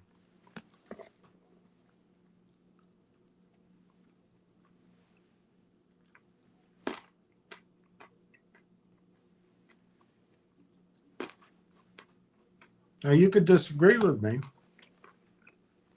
but if you did, my first question is which direction, because this could be low. Again, this is not saying they booked it. It's that they can predict it. So then, using 140 million. And by the way, if I'm wrong about it being in the second quarter, it might be the third quarter, but I think it's going to happen very rapidly. So using 140 million, and we've talked all about multiples of revenue. And remember that Railtown's revenue is essentially all profit. So I'm going to use a 35 multiple. A 35 multiple.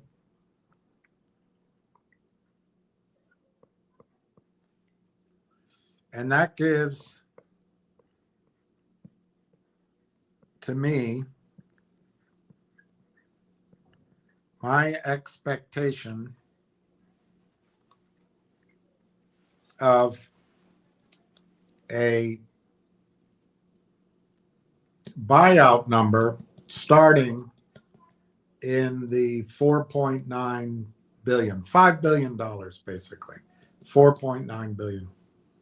So first quarter, as it exits, they'll be talking about 35 million ARR. As they exit second quarter, they'll be talking about 140 million or more. It's my opinion. And then 35x on that. This is a starting point. I'm giving you my projection. I'm not saying this is absolutely, it's all fiction. All right, so you got that. So now you take 4.9 billion, 4.9 billion.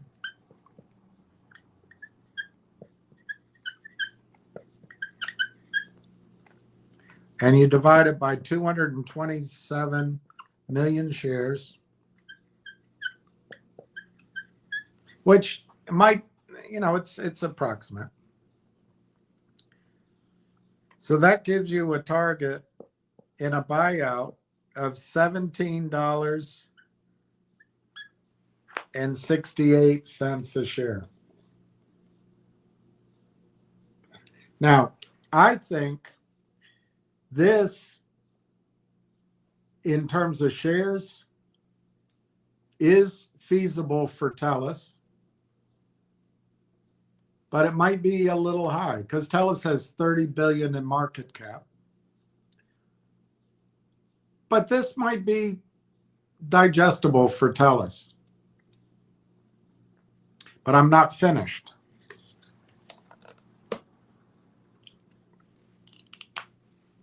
So this is what I think a buyout offer. Let's change the 68 to 50 cents, just so it's easy arithmetic. I think this is a buyout offer in a friendly competition coming toward the end of the summer and settling maybe in September, October. In shares.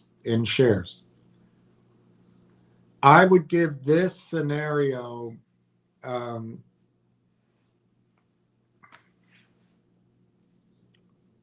because of the excitement and because of the rapidity of growth and revenue, I would give this a 65% odds of happening, this number.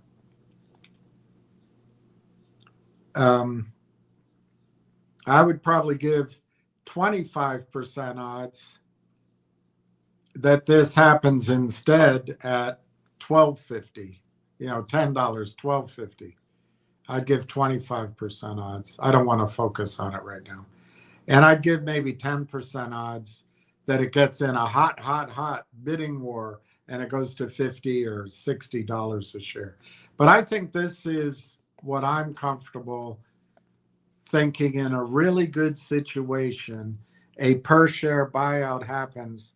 And I think Telus will drop out at that point.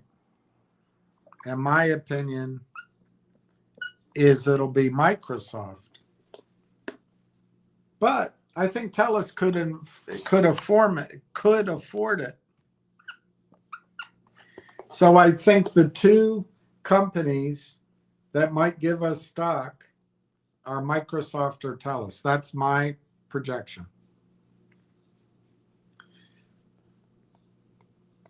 I think it's more likely if the stock were to trade at $12.50 range that Telus does it. And basically for every stock of Railtown we have, every share, we'd get one share of Telus. But up in here, I think it'll be Microsoft. But I'm not finished. I think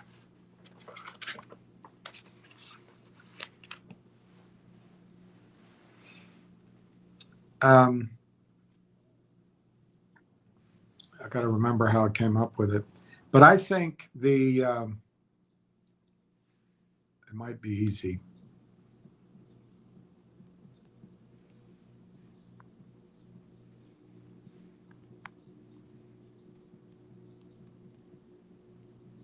Yeah, that's how I did it. It was easy. So I think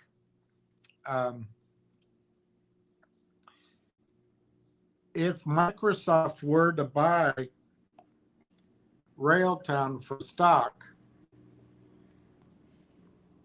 $17.50 a share, and Telus dropped out. But I could make an argument that it's Telus too, but let's just pick one. I don't think that Microsoft has any desire to run a network of startup AI companies. But you know who I think does? You got John Ruffalo, Mike Norbrega, Dr. Tom Core.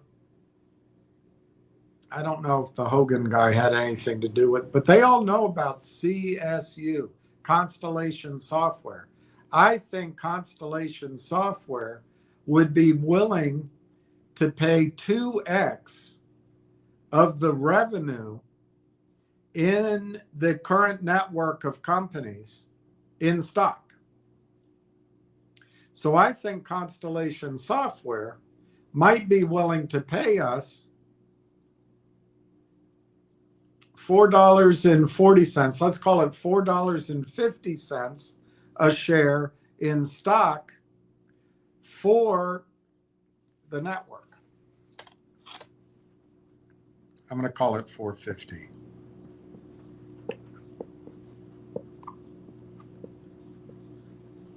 So we would end up with two pieces of paper worth basically what? $22, $23,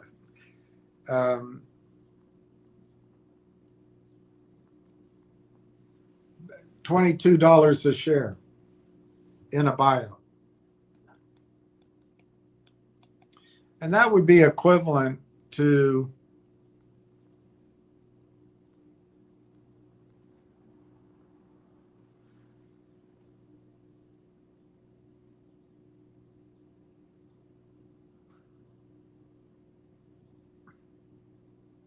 coming up with 5 billion, which is confusing to me because this is 5 billion up there.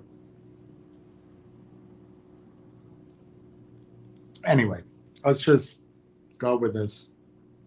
I don't want to go back through the arithmetic all over again.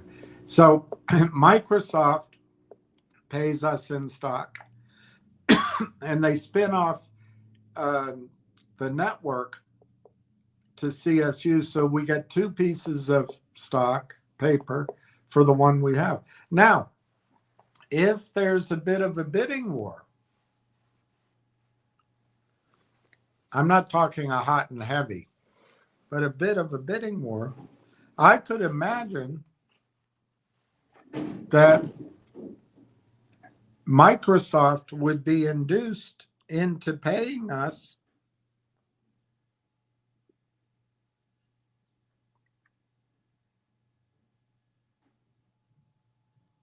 it doesn't matter what number I use.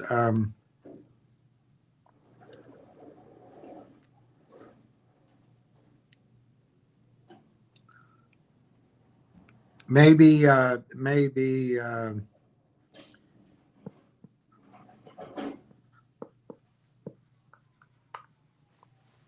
they pay us $1.50 a share in cash to win the bidding war.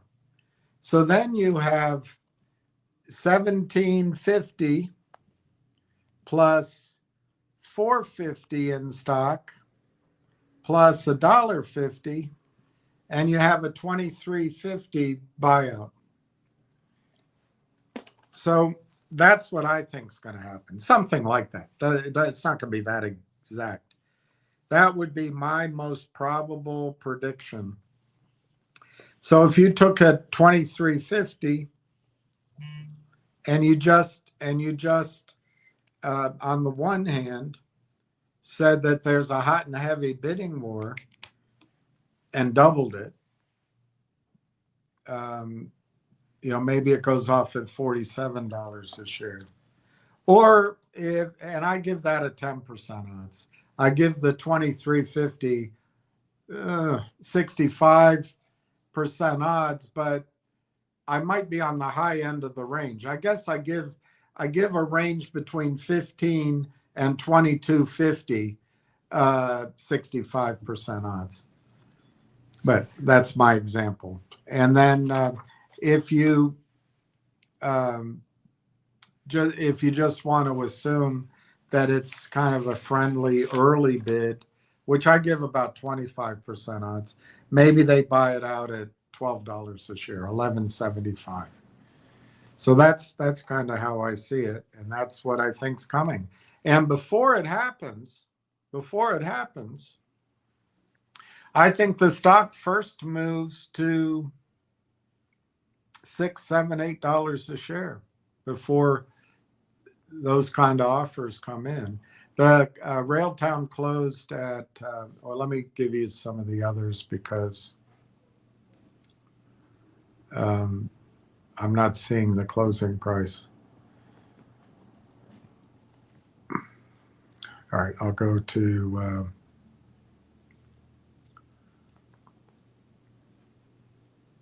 this one. Now I'll go to Railtown. Okay.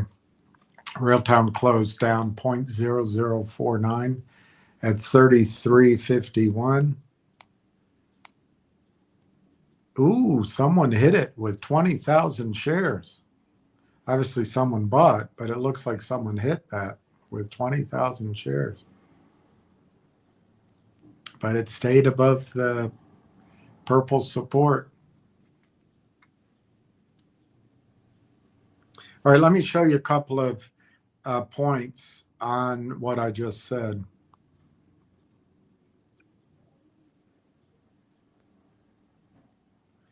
This is a picture of me without you. This is a picture of Mike. Remember what I just read to you about Corey selling Telio to Microsoft? They didn't know the deal, but it was done for stock, and it was done in 2005. So look at this. See where the yellow square is down here? That's about when he did that deal. Now, back then, if you looked at a chart of Microsoft, it probably had quite a bit more verticality to it, but now it just looks horizontal. So that was a good deal. You sell for that stock. You had to have the discipline to wait over a decade. But then if you waited 15, 20 years, you got rich. But now I ask you, do you really want Microsoft stock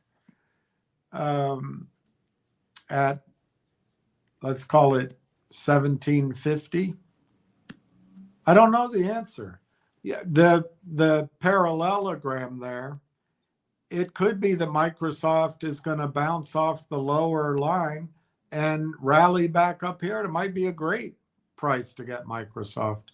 On the other hand, I think that whole chart looks a little toppy to me, and I think this horizontal is pretty scary. If it fell below that, Microsoft could round trip a little bit.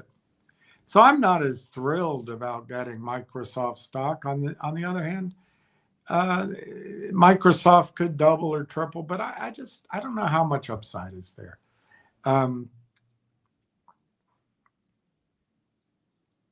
When you look at Telus stock, it's a little different story. If we got Telus stock, not only does it have a dividend, I think you've got a double in Telus stock right here. So if we were to get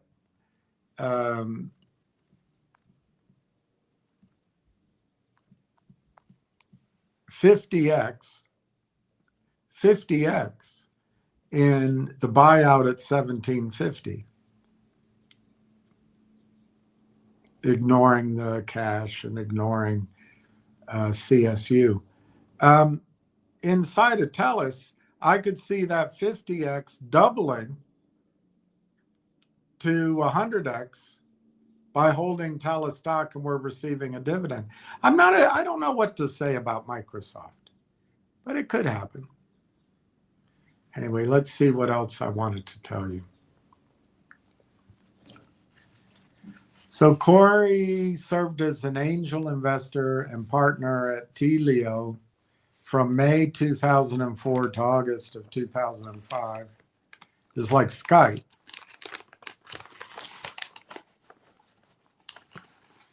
the company positioned itself for Microsoft ecosystem integration, and they used it with Outlook and Internet Explorer, and then it was bought out.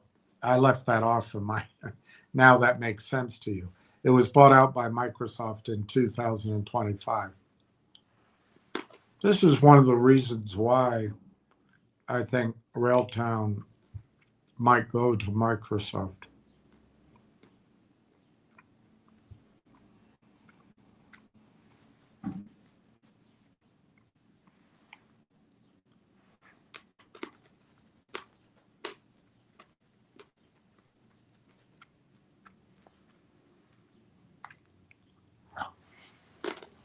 It says here that Telio was probably a smaller deal compared to Skype, which Microsoft paid $8.5 billion for.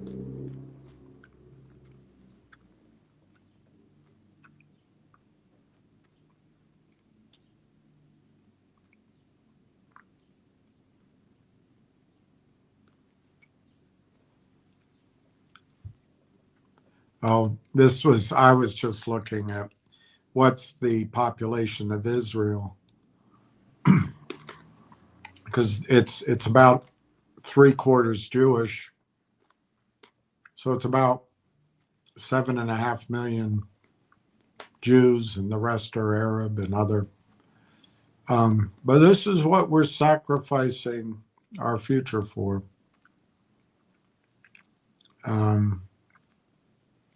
My guess is this country is no longer.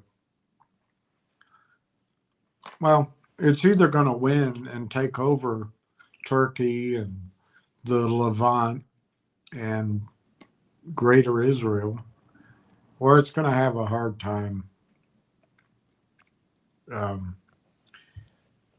keeping 10 million people. Dual citizenship is only 10%, which surprised me. I thought there would be a higher amount of people who live in the United States and there. But 200,000 Americans have dual citizenship. And in the United States, it might be 600 to 700,000. All right, let's move on from that. Here's the news release from Railtown. Railtown strengthens its advisory board and executive team. And this came out yesterday. Railtown, a Canadian-based AI developer, tools, and agentic orchestration company, announces the appointment of 3 highly respected Canadian business leaders to the company's advisory board: Pat Horgan, Michael Norbrega, and John Ruffalo. These individuals join Mike Lazaridis, and co-founder of Research in Motion, whose addition to the advisory board was already announced. They significantly strengthen Railtown's enterprise, institutional, and capital markets expertise as the company attempts to accelerate the commercialization of its AI developer platform and agent-based orchestration technologies. Pat Horgan, IBM, True Blue, COO, Canada. And he was responsible for the successful implementation of major AI and high-performance computing initiatives for the indigenous population. No, I'm just joking. Very, very impressive guy. Michael Norbrega, Omers, CEO of Omers. And he has extensive leadership in institutional capital management and long-term investment strategies. And he's seasoned. It's always good to have a few guys who are seasoned, but not too much seasoning.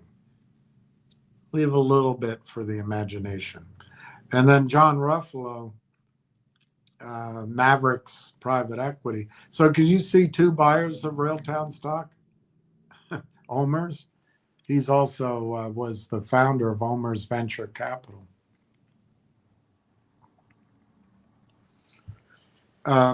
They're also, well, listen to John Ruffalo.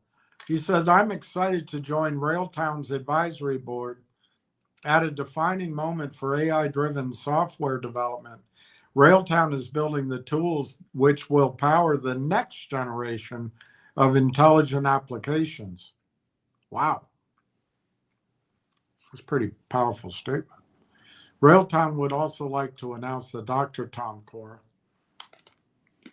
Sorry, I'm just eating some almonds because I'm totally run out of energy. Announced that Dr. Tom Cora, the co-founder of AI Partnerships Corp, will be joining Railtown in the capacity as Director of Corporate Developer. And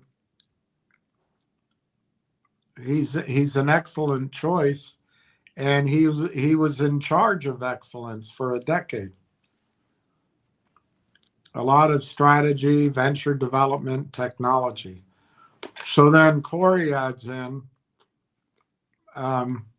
this announcement is further reflection of Railtown's mission to build out a truly Canadian end-to-end AI development ecosystem, said Corey Brandolini, founder and CEO of Railtown.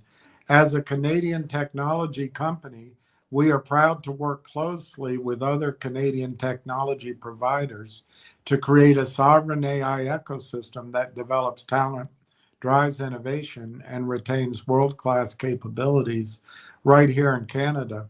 The addition of Pat, Michael, John, and Tom strengthens our leadership as we continue to ignore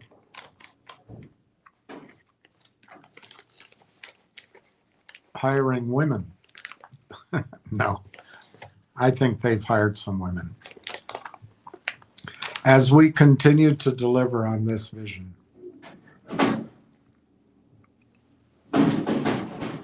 And then Railtown AI builds AI developer tools and agentic frameworks that power the next generation of intelligent application.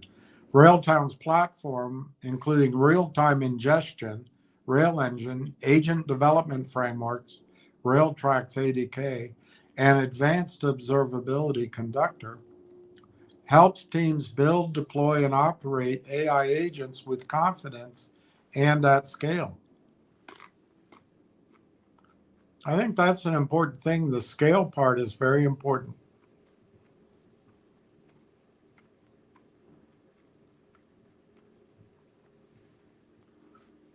All right, that's everything. That's everything I had to show you.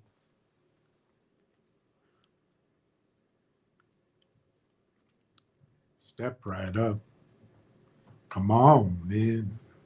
If you'd like to see.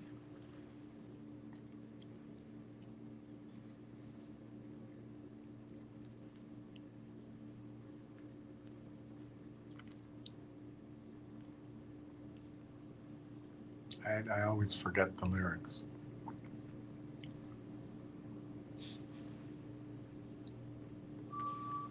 Step right up. Come on in. If you'd like to take the grand tour of a lonely house that once was home, sweet home. I have nothing here to sell you, just some things that I will tell you, some things I know will chill you to the bone.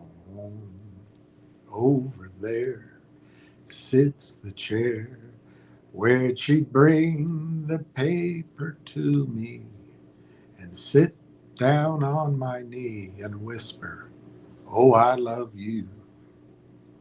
But now She's gone forever, and this old house will never be the same without the love that we once knew. All right, let's see what else is going on. Giuseppe, hi, William and all. Thank you, Giuseppe, for being here. Giuseppe, thank you for sending this out. Thank you. I hope you receive it. Not a technology I use often. There's very few technologies I know how to use.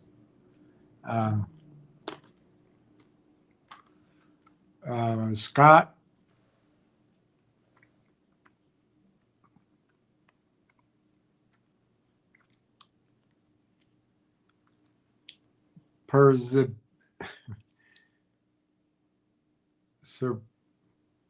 Persbilinski.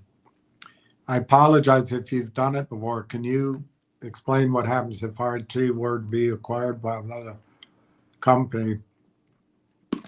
What would happen to our shares? Well, yeah, I'll tell you one, just so it's very simple. Very simple. Telus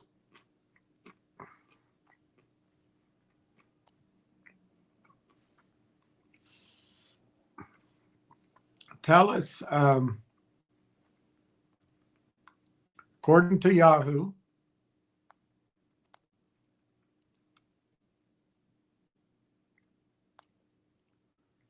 Telus has a market cap of 30 billion, 29.47 billion.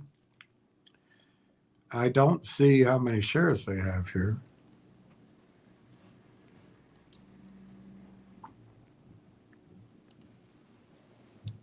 So they have 1.56 billion shares.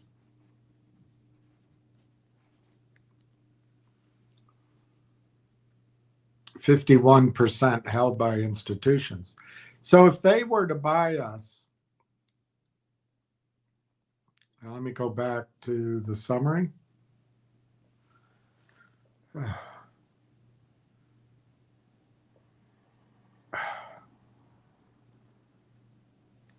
About to sneeze. In Canadian dollars, let's see if we can do it. Let's see if we can do it for US dollars. Okay, US dollars.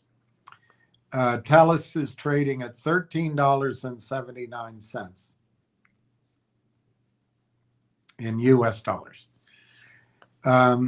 So if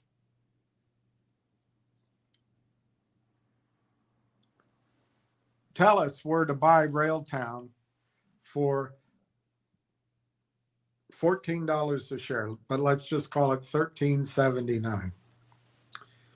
The easiest thing to understand is they would give one share of Telus for each share of Railtown. So it would be a straight swap. If Telus paid us $13.79 US in shares, I forget, Scott, what you have, but let's say you have 40,000 shares of Railtown, you end up with 40,000 shares of Telus. That's the easy part to consider. The harder part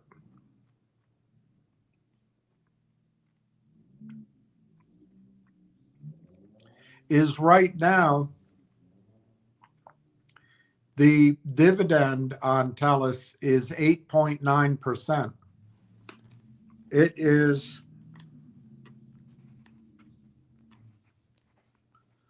$1.23.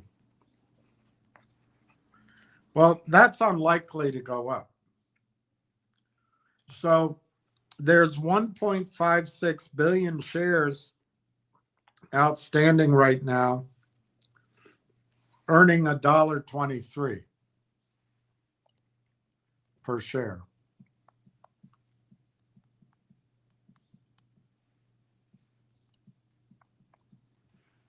So I guess roughly they're paying $2 billion in dividends, I guess. So now there'll be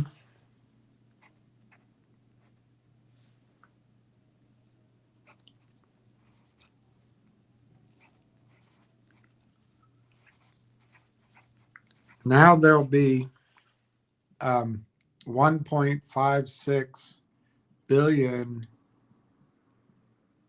plus 227 million. Now there'll be 1.787 roughly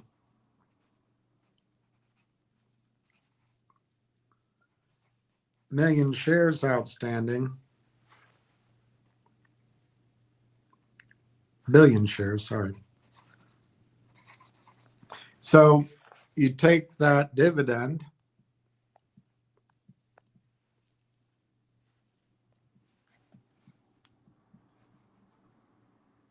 and you divide it by the new number of shares.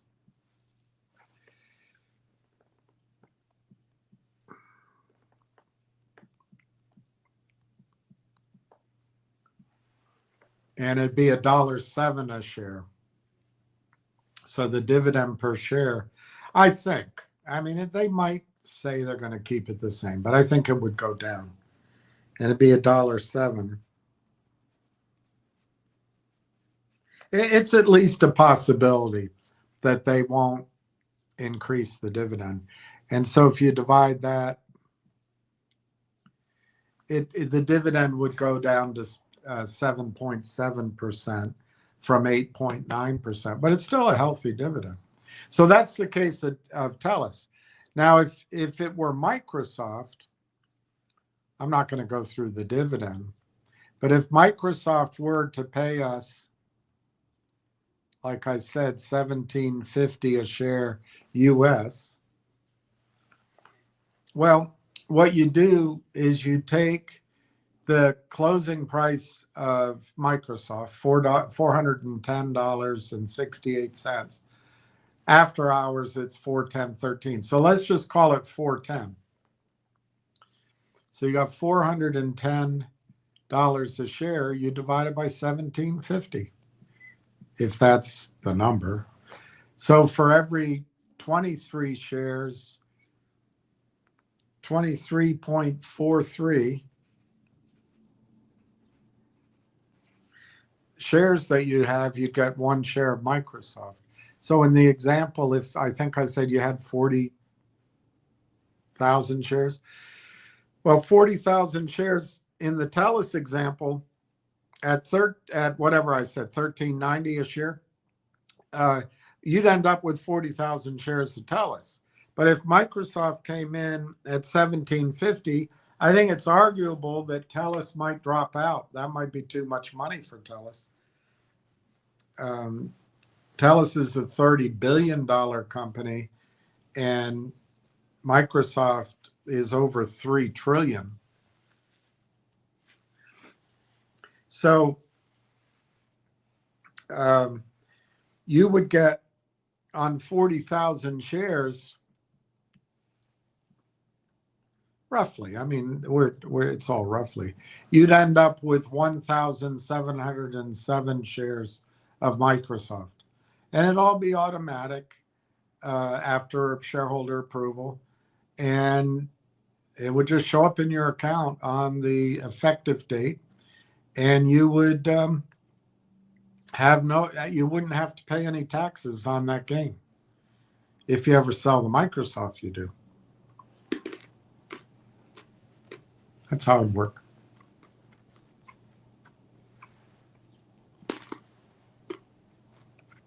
Mad Greek, how are you? I sent you a few emails about that gold deal. I didn't see them, but I'll look again.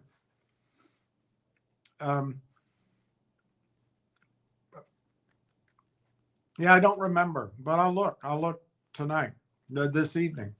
And I bought a bunch of shares last Friday. I will update that. I'm sorry, I didn't see it. Mad Greek, right now, unless you have WhatsApp, I mean, I'm so embarrassed, but I can't call you. As of last night at 5 o'clock, boom, do. We're sorry, but your service has been temporarily. Drives me crazy. But I'll try. If you have WhatsApp, I might be able to call you there if you put your phone number down.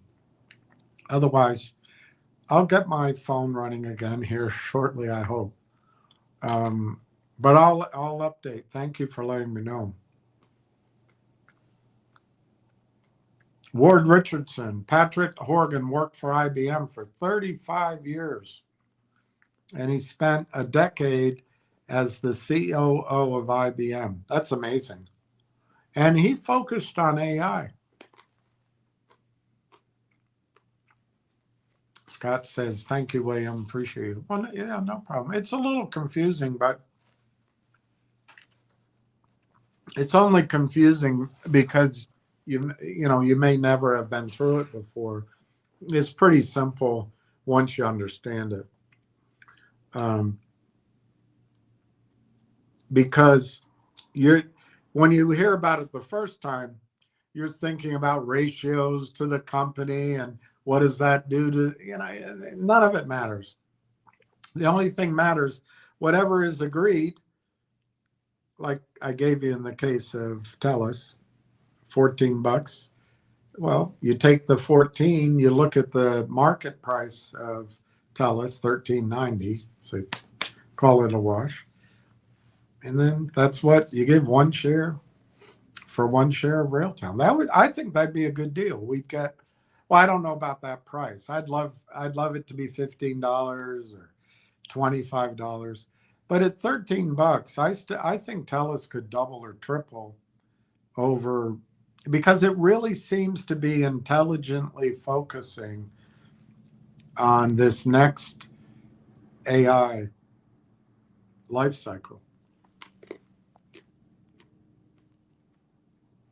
I'm sorry I'm eating. I've got 3 more to eat and I'll stop. But then I'm going to have to go.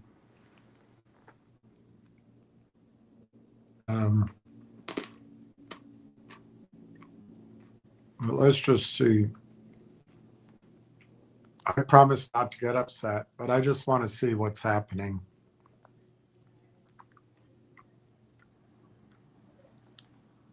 All right, the headline is Christie Gnome.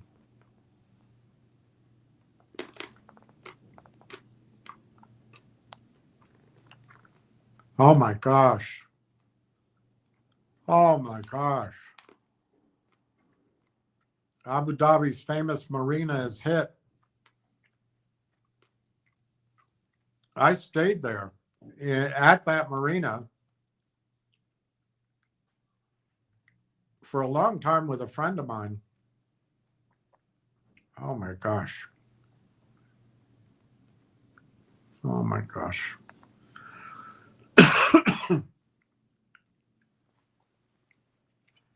Oh my gosh.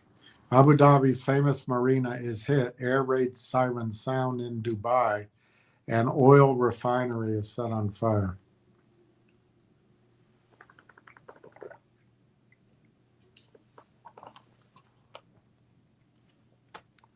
Well, I'd like to ask Ambassador Huckabee, what if Jesus Christ doesn't come? I'd like to ask him, what if Jesus Christ does come?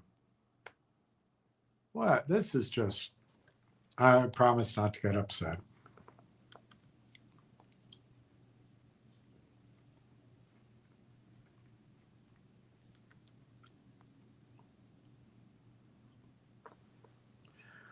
Iran targets critical U.S. infrastructure as Middle East war spirals. Do you want to know which cities in the United States would be targeted first in World War III? As the United States and Israel continue striking targets across Iran, fears are growing that the escalating confrontation could spiral into a wider global conflict.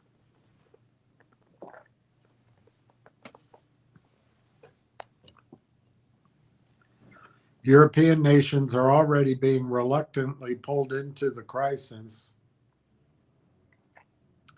deploying military assets to defend allies while trying to avoid direct involvement. This sounds a lot like the guns of August. Military analysts have warned that if the fighting expands and draws in Iran's powerful allies, Russia and China, the risk of catastrophic global war rises. Both nations possess some of the largest nuclear arsenals in the world, raising concerns that a major confrontation could quickly escalate beyond the Middle East. The United States would become a target, while major cities such as New York and Washington, D.C., would likely be among the first locations struck. Several lesser known areas across the country would be in the crosshairs. Shreveport, Louisiana to Ogden, Utah, a network of remote facilities tied to U.S. defense infrastructure could become key targets. In 2019, Russian state television broadcast a list of potential U.S. targets, offering a chilling glimpse. I think I want to vomit. Honolulu, Hawaii.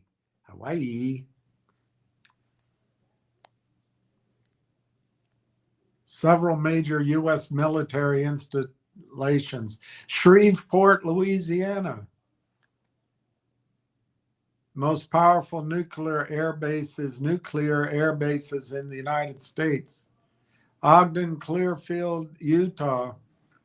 Ogden and Clearfield, one of the U.S.'s most important military installations. Cheyenne. I thought I had died and gone to hell, but turned out it was just Cheyenne. Cheyenne may be a small city, but it holds enormous strategic importance. The Francis E. Warren Air Base. Great Falls, Montana. Malmstrom Air Force Base. Colorado Springs, Colorado. Many major military facilities.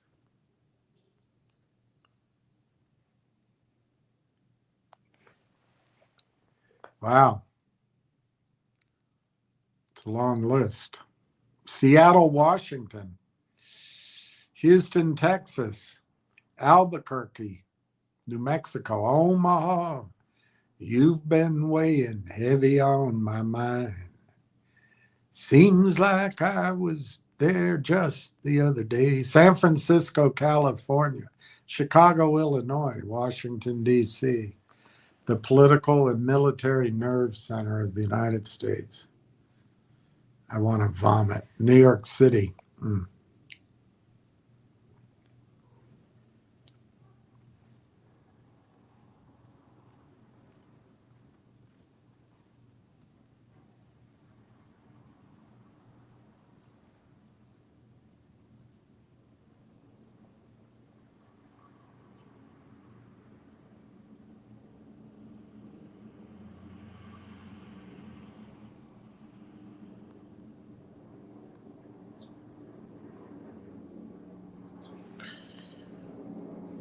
Omaha. I can never play music anymore. They cancel. You've been weighing heavy on my mind. Guess I never really left at all. I'm turning all those roads I walked round the other way. coming back to you, Omaha. Omaha, Nebraska wasn't good enough for me. I always thought I was the Roman kind, with a pocket full of dreams and my one shirt on my back. I left there looking for some things to find.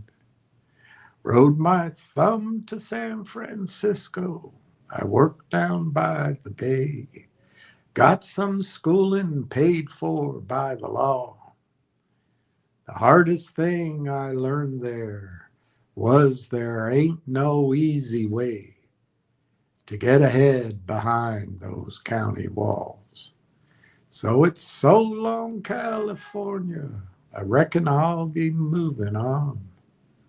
I'm leaving even if I have to crawl.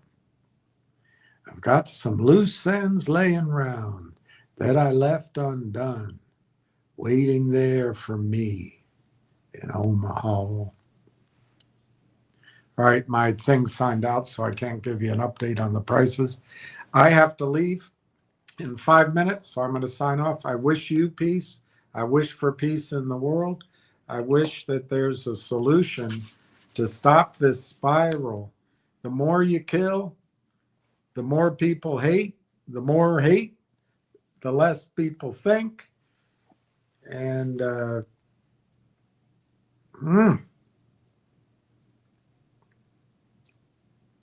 it seems like every 100 years we got to learn the lesson again.